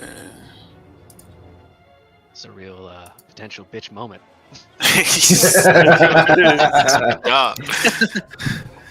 You said wisdom, Yes, sir. and it was frightened, not charmed or anything. Frightened, not charmed. Okay. Don't be a bitch. Don't be a bitch. A That is a 30. 30 absolutely I made passes. plus 12 and rolled an 18. Absolutely passes. I just stare back at him. Yeah, you do not move at all. That is his legendary action. That's going to take us back to the top. I'm going to say this: the white dragon is charmed. It's incapacitated. It still has its faculties about it. So it is going to be like have its attention focused on the pattern, but you hear like a low growl coming from it. Just It's terrifying. give me the pick or die. Don't touch him. I ain't touching him. He's locked out for a minute. You touch him, he comes back. Milo's like breathing in the air, just. Oh my God. Milo, your turn, buddy. Yeah. All right. So we're gonna go up and over the dragon. Okay. Towards the back corner of the map, Okay. or at least, yeah. How far do you want to go? I think you could get to the back corner if you're trying to.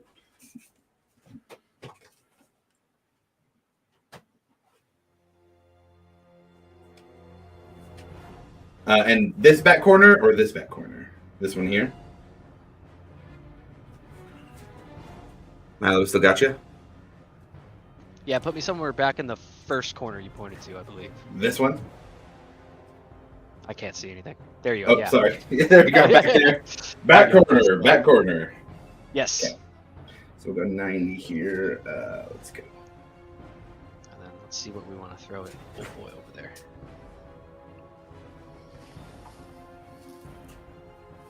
All right. And I well out of the way of the dragon. As I'm doing that, I am going to send. What can I do with that? Let's do a third level magic missile right into old boy's back. Oh, the one against Varric? Yes. Yeah, roll that damage. Like No, you back gotta of the see if you head, hit it. Back of the head, center of the spine. Yeah, straight on. Love it. That's third level, which means I get to add 2 darts, right? To the Correct. So it should be 5 total. 5 total.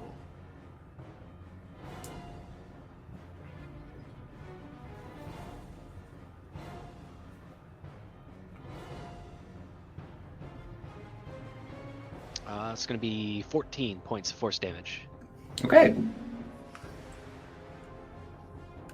I am then going to move Silcine closer to Breck Okay. and let her float right next to his shoulder. How much movement does she have? She has 30 feet, I believe. 30. She could get about 10 feet away from where she was. Sounds good. And Right. that should be my... That's my turn.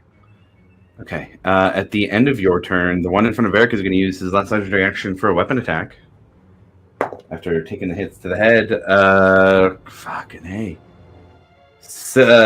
Yes, 17 to hit. It does not hit. Okay. That is going to take us next. That guy's dead to Ekimos. All right, I'm gonna keep moving that direction, kind of get towards the fallen tree, like the tip of the fallen tree over there, Okay. top screen. Sure. And yeah, just work an angle on this guy and continue to hopefully hit some of these Eldritch Blasts. Man, being able to not pay attention to the dragon, just focus on this guy is super solid strategy. All right, those don't hit. 17, right? 17 Oh, does there it not is. hit him, no. Oh, I'm saying 17's like below is it 18's the Yes, DC, right? yeah, correct. All right. So I have. Oh, hey, there you go. Out of the 3 I did, all 3 missed, and then the second set of 3, I rolled 2 20s, and then the last one 13. So only 2 20s. Okay. Hit. And then damage.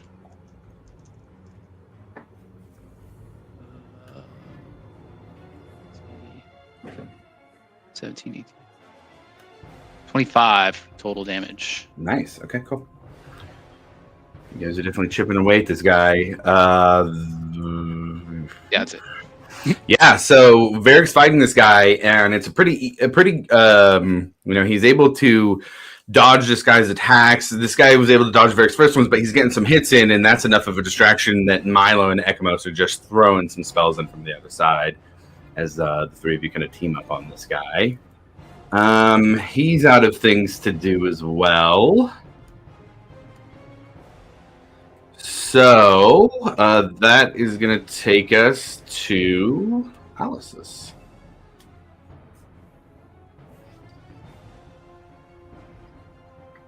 Okay. And you guys, if he takes damage, then he wakes up, and we don't want him to wake up.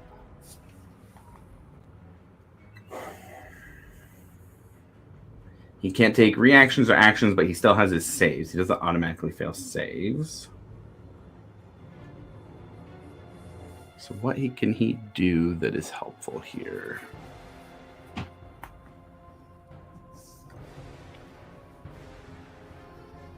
That would hurt Varric 2 there. I think he's going to do this. I think he's going to try and cast a spell at the one that Varric's fighting as he raises his hand, pulling out a small cocoon.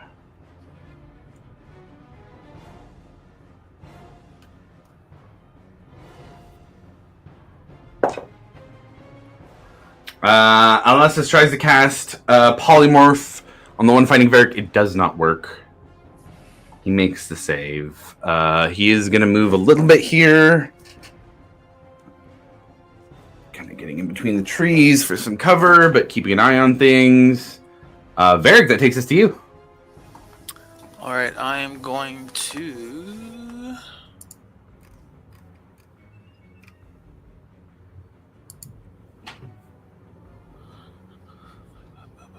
I'm going to do a quickened hold person.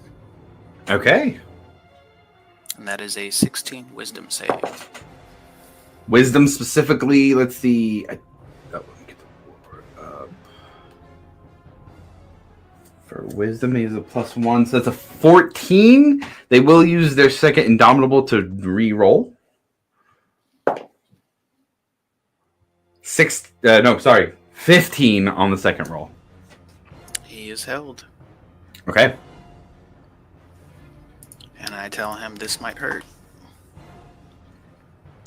I have a feeling it will.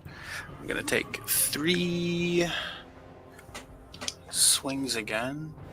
So let me double check. I think it's not auto hit, but auto crit if they do hit. Yeah, that's what I was double checking. Because what all happens when someone's paralyzed? I have conditions up right now. Paralyzed is paralyzed creature is incapacitated, can't move or speak. Automatically fails strength and dex saving throws. Attack rolls have advantage. Any attack that hits a creature is a critical hit if the attacker is within 5 feet. Oh boy. Yeah, Oh, this will hurt a boy. little bit. Pinata.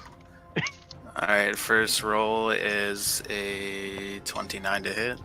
Mm-hmm. 23 to hit. Mm-hmm.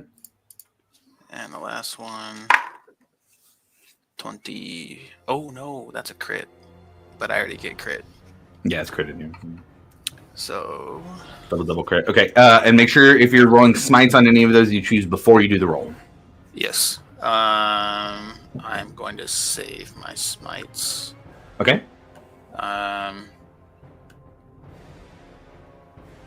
I'll use cold. Oh no, that's right. I don't have it attuned. I'm just gonna do regular hits. I mean, still 3 crits. It's not nothing.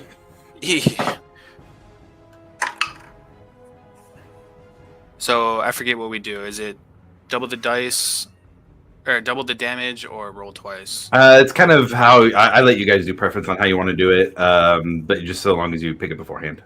Okay.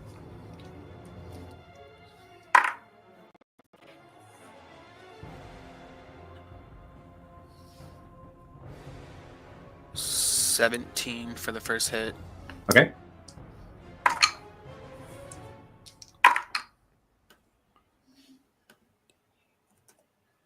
$22 for the second hit. Okay.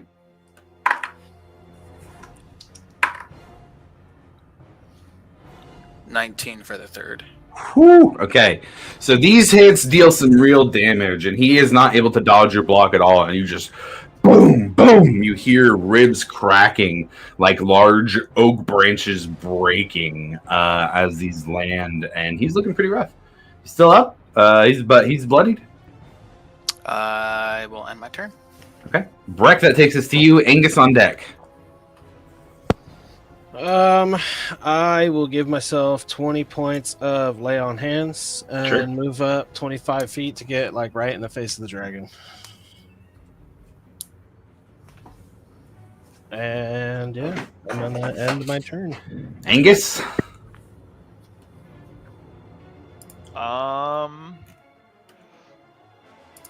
Is that Silcine, that little red thing right there? Yes. Put me just to the right of Silcine there. Just to the right of Silcine. And I'm gonna hold here because I have to hold concentration on this hypnotic pattern. Okay. Just he's all yours, Breck. All yours for the bonk.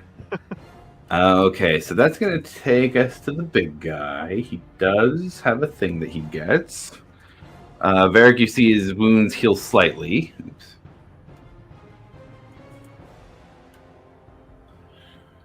And hold person's concentration for how long?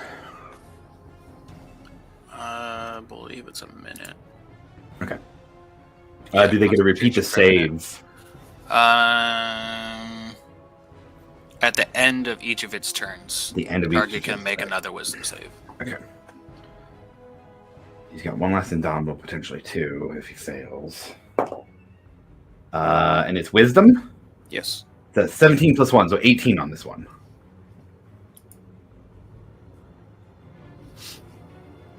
I think that's a success, right? Oh, yeah, sorry. Yep. Okay, cool. 16. Okay, so at the end of his turn, he will get his faculties back about him. Dragon's next. There is no repeating saves on Hypnotic Pattern. So there's nothing he can do. Breck, you're right there. He kind of speaks out while you're there with that low growl. You felt its power. You've wielded the fire. And then it's Milo's turn.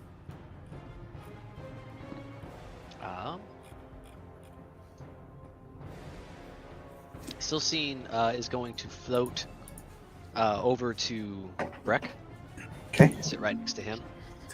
As close as he can with 30 feet. You can get within 5 feet. Yeah, let's do that. With the right route. And then Milo is going to... There's a tipped over tree just south. Mhm. We're going to fly over there. Is that 60 feet away from Big Boy fighting Barrett? You're talking about the tree over by Ekamos over here? Yes. So he's at the peak. What's the trunk look like? From the guy, I think that is within 60 of the guy next to Varric. Not quite. It's about 75, 70 or so. So you could go in the middle of it, like about right there, and that would get you there. Okay, let's do that. Okay. And then I'm gonna send a long loser over to. Classic. Staple of the campaign is the long loser.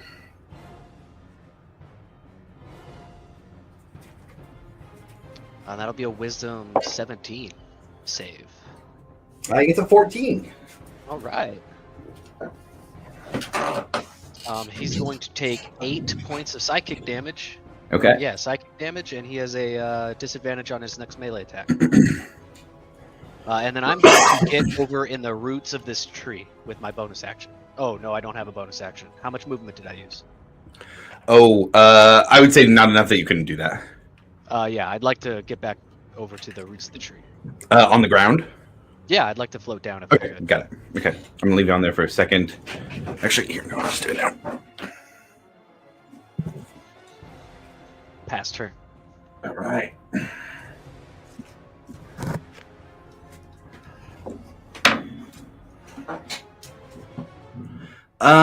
End of your turn. The one that is in front of Varric that you guys have been taking pot shots at is going to use legendary action to make a great sword attack against Varric.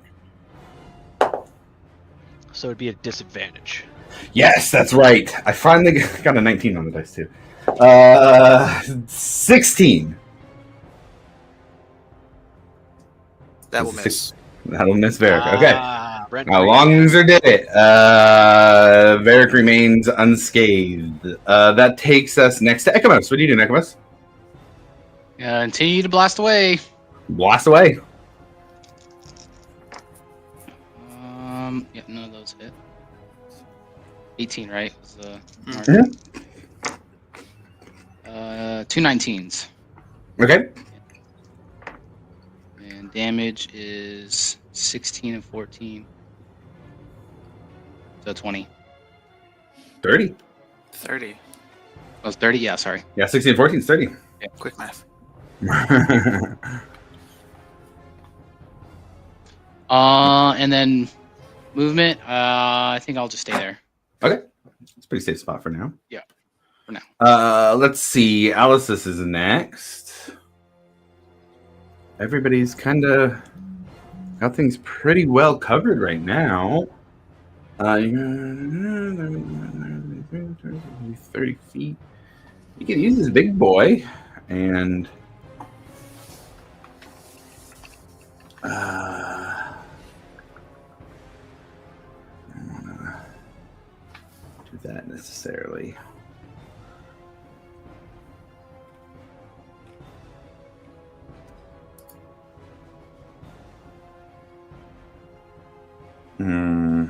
He's going to hold an action.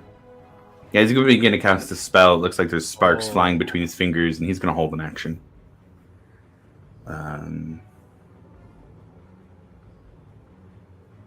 Yeah, he'll hold an action.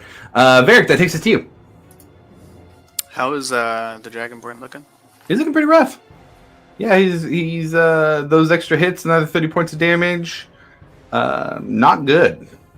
Definitely not good. I'm gonna Kill try him. Something cool. Yeah. Kill him. Okay. I am going to play this action. So yeah, I'll have to use my last quicken spell. I will use Thunderstep.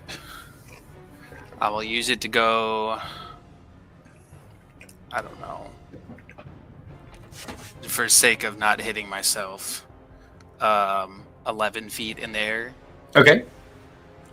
And then he will do a little spin, like cant his body to the side and bring down, like use the momentum of the hammer to spin downwards and try to make all 3 of those hits.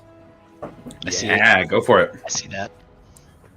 So, Thunderstep, if I use 4th level, it's going to be a 16 con on him.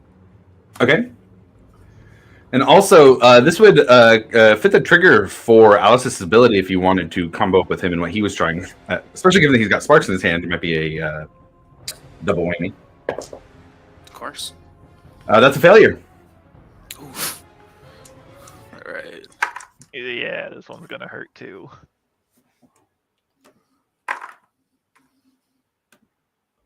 So that's 20 points of thunder damage. Okay. And then my 3 attacks.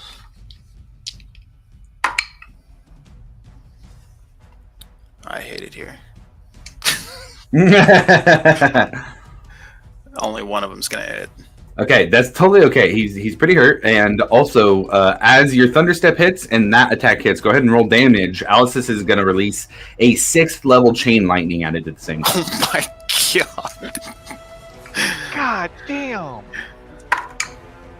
That is 13 from the attack. Okay, so that's 33 from you. That leaves him at 5 hit points, and the chain lightning is going to hit for Death. And then he exploded. Vaporized. 45 points as the thunder and lightning combine to just. It's almost like they hit and a shockwave kind of puts a sphere outwards and blasts away some of the ice shards that are in the lane of where the dragon had strafed with its frost breath. And this guy. Vaporized like Watchmen, fucking Dr. Manhattan. Dragon all over. Dusted. Dusted. I'll Manhattan take just him off. vaporized. Dragon born in ozone. Very cool. Anything else for your turn? So yeah, I would be back on the ground. I have 60 feet of movement still. I will make my way towards the dragon. Okay. I think 60 is enough to get you right up there. So I'll put If you I can I come from the side? from the side. Okay, so we had you Yeah. right here. All right, we'll count that then. 20, 25, 30, 35, 40, 45, 50. Yeah, you can get right up there on the side. Is that what you're talking about? Well, kind of like from his right side. I don't want to like bunch up. Oh, okay. anything. Yeah. So maybe about like 25, 30 feet away from Breck. Yep, that's fine. Cool. Breck, that takes us to you. There's 8 more rounds ready to go on this dragon, on the Hypnotic Spectre. It doesn't get to repeat the save. You're staring it down in its face. He just said you've wielded the power, you felt it. Telling Milo to give him the picker, he will die. What do you do?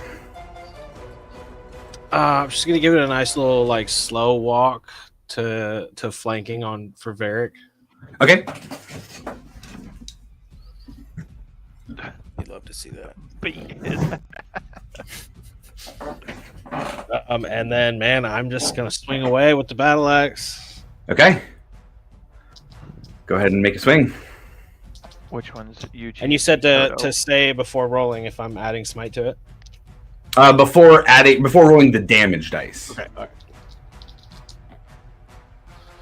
right. So that's a 28 to hit, Hits. Yes. and I'm gonna add a 3rd level smite to that. Do it. By chance. Righteous.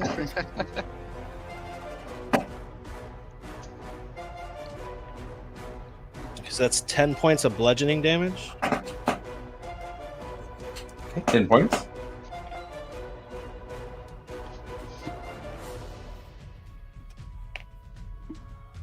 And then 17 points of radiant. Another 17 to the dragon. And I'm Okay. assuming it's awake now. It is now no longer under the effects of Hypnotic Spectre. Okay. And I'm gonna swing again. Swing away. This one's a 24 to hit. 24 hits. Alrighty. Yeah. These are key hits here. And that's 10 more points of bludgeoning damage. Okay. And that's it. All right. At the end of Breck's turn, the white dragon, now out of the Hypnotic Spectre's trance, is going to again use a wing attack. I need Varric and Breck to roll me dexterity saving throws, please. Oh, you My guys are good at specialty. these. Luckily, Haze gives me advantage. That's good. Yeah, you guys have really good dexterity saving throws. Is Oh, that yes, his best. turn? Does he get it because he came That's a out? legendary action you can Oh, use as at the end of good. other creatures' turns. That's terrifying. 22. That's a succeed. 14. A 14 is going to be a failure. Breck, you're going to take 14 points of bludgeoning damage, and you are knocked prone. I'm immune to being knocked prone. Well, then you're standing the fuck up because you're the immovable dwarf. And then I gotta make a concentration saving throw, right? Concentration, yeah, check. That's a saving throw with Gotta beat it concentration. 7. It's half of the damage or 10, whatever's higher. So you got to beat a 10. Okay.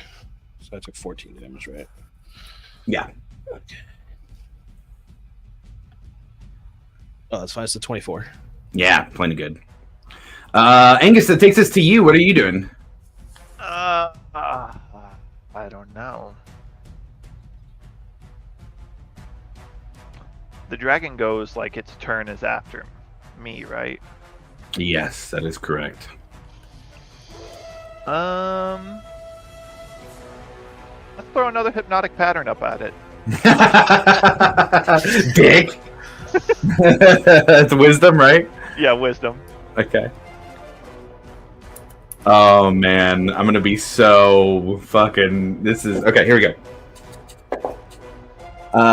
Wisdom is +6, so that's gonna be a dirty 20 this time. Silvery barbs. Oh sure, yeah. If you got the barbs, if you got it, you can use it. I got the barbs. Smoke them if you got them. It's a 3. Let's go. He said, "Oh, I got the barbs." And so he's charmed, immobilized, and has a speed of 0 again. Yeah. So I don't want to like ruin the moment, but who all does that affect? Like, what's the area? It's placed kind of behind. It'd be kind of like where Silcine is, ish, a little bit above her, so Brett can't see it. Oh, that's a really good point. I don't know that we even did that last time. Yeah, anybody within a 30-foot cube has to make that same save. It says if they see it. Why wouldn't they see it? Yeah. Each creature in the area who sees the pattern must. Right, but if it's there, they're gonna see it. Not Brett, because it's behind Brett. He can't see it. A 30-foot cube is huge. I'm gonna call it, unless there's something Wait that a he minute, that's making him Yeah. literally not. Because then if he can't see it, then he's getting disadvantage on stuff. All right, well that's fine. It's okay. Yeah. It's a 3rd level spell. It can't be that powerful where you can just like not have your friends in the range of the spell. I mean, couldn't he like put it behind it? I mean, it's tall enough and big enough that like the dragon itself isn't a 30-foot cube to perfectly block it. So I mean, I don't really think so. Yeah. Is it a wisdom? Wisdom saving throw. And I Is it can't one of be those charmed. things to where it can be like? Yeah, you can't be charged, so it doesn't even matter. I got a dirty 20. That's a pass, I think, right? Yeah, that's a pass. Yeah, okay. Anything with silvery barbs, Breck? Huh? No, Anything with silvery barbs, Breck? Oh, he's got the bar. No, just the bad guys. All right, whatever. Yeah.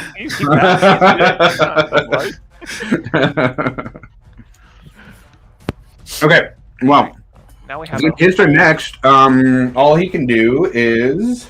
Oh, sorry, Angus. Anything else for you? No, just sitting here concentrating on locking out this dragon Okay. for as long as I can. He will, in a loud, low growl, kind of like keep his eyes on the pattern, but yell at you, or kind of growl at you, Alivor, knowing this magic is coming from you.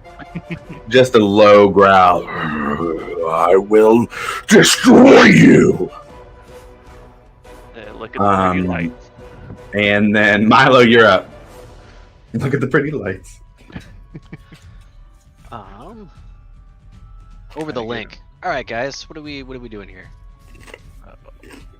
Yeah, I'll give you guys some above tabletop time if you want to do that real quick. Did I just go back in and hit him, or? I think we just continue. I was gonna say, yeah. I mean, we got to kill this Let's thing. mollywop this motherfucker. Wait, his turn was after yours? Yeah, his turn's after mine. Oh so. yeah, I mean he's already done So the he- job. he like, burned his, wasting yeah, a whole so- turn is huge. It done happened. Yeah, I mean, so if you got some big whammy, smack it on him. How's the dragon looking, Josh? It's a big dragon. Leafy dragons, yeah. I say we've hit him. It's a big dragon. Not much. He's a sexy looking dragon. You don't see any blood. You don't see any blood.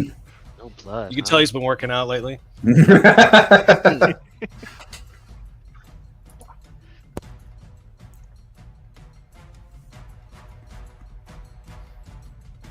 All right, let's do.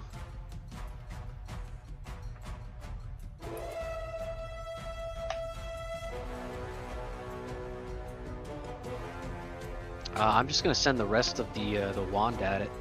Okay. Was that a full seventh level? No, it'll be 4th. 4th? Okay. So I think that's 3, 6 I starts. think 6 starts, yeah.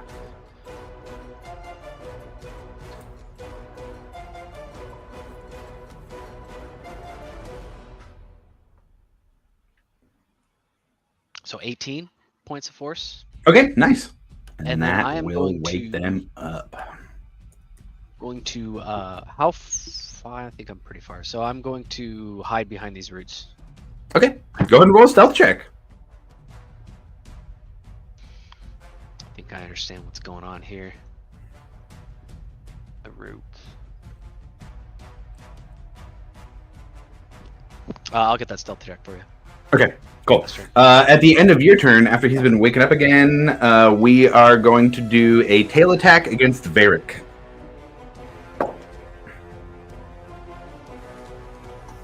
Looking at 25 to hit. Shield. Shield. Okay. You have a 21 AC right now? No, sir. I have a 22 with haste and a 27 with Ah, there it is. I was like, whoa, that's pretty high. 25. Yeah, there you go. Okay. Haste it is. That will then make it Ekimos' turn. All right, blast away.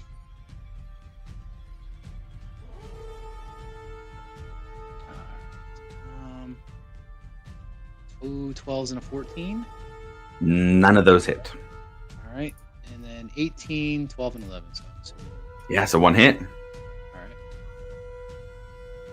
14. 14 points of damage as you hit the dragon. Milo and Ekimos both just kind of shooting a bunch of darts at stuff from around the field. It gives this very battlefield look as the spells are illuminating the sky or the air as they fly through. And I'm gonna stay there. Okay, got it.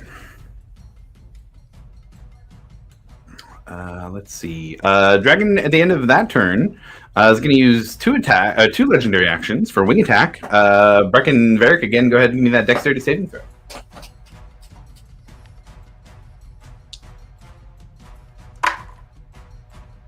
19. 26. Meets it, beats it. So none of you take any of the damage or are knocked prone.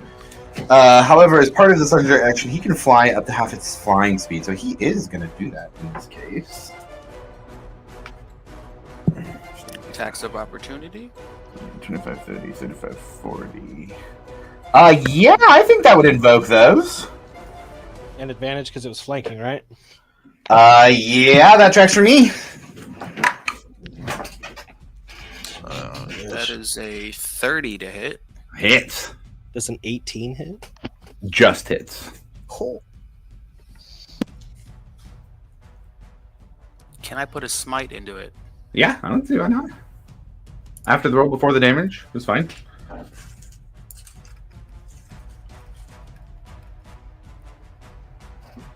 I'll also throw a first level smite into mine.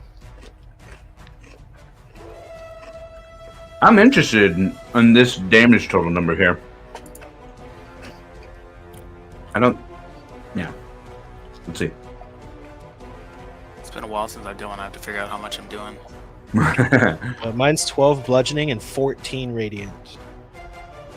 Okay. So 26 total there.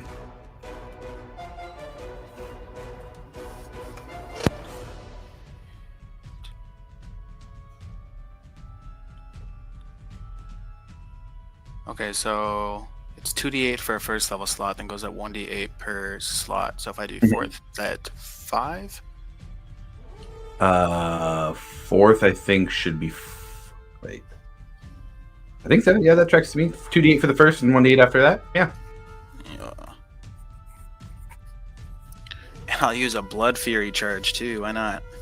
Whoa, bringing out crazy skills now. Hey, I hit, so I got to make the best of it.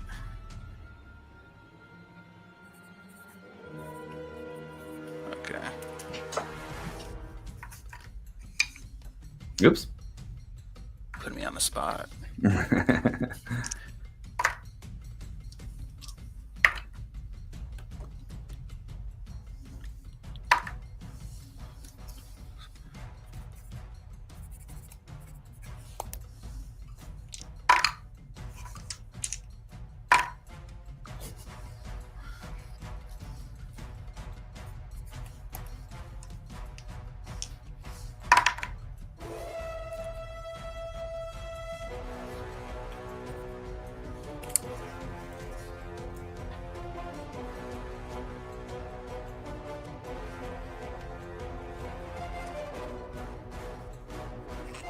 That's going to be 63 points of damage. You motherfuckers. That is 27 for the smite, 17 for the blood fury, and 19 for my regular hit. I had 59 left after Breck's attack. Give me the most dope Breck Varric combo of Smite, Blood Fury attacks combo, because this was an attack to go kill Alivor. He did not like that Hypnotic Spectre. He knew it was the worst thing that could happen to him. So he's ready to go just chomp down on Alivor, and you motherfuckers say no. How does that look? Oh boy. Yeah. Say. You wanna start it off, Breck? All right. I'm thinking as it goes to take off, Breck's just gonna take his axe and just kind of run it through the length of the wing. Hell yeah.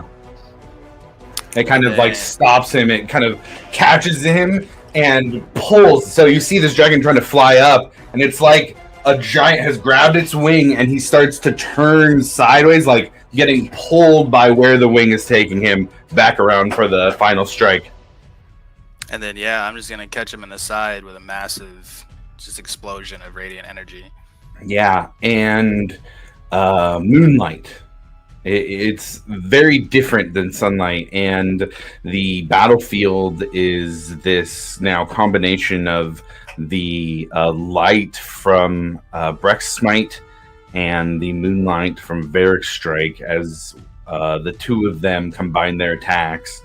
To the hammer just goes through the scales of the dragon, and almost like a hot knife through butter. Like, it doesn't hit it, but it goes through it. And Breck, yours starts to do the same, and you all of a sudden there's no resistance. You just see the energy get brighter and brighter, and it just smoothly cuts through as your weapons destroy this creature, and it falls to the ground and slides towards Alivor in the direction it was starting to fly. Alivor, the head of this dragon with its teeth wide open. Now it's dead, but like it's still coming at you like it would have been attacking, and just stops about 3 feet in front of where you are.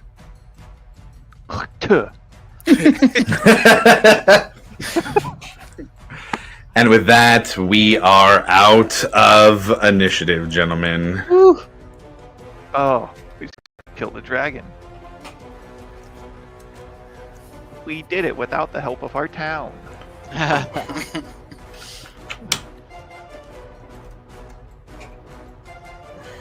It's okay, I was gonna... Would he have been able to attack me before his turn? No, he had no legendaries left. I It was just just to a get close to. dimension door over next to Breck and Varric anyway. Oh, nice. Okay, cool. He was coming for you though. Either way. he Oh was yeah, I coming know. for I you. was being like, no, no, sir.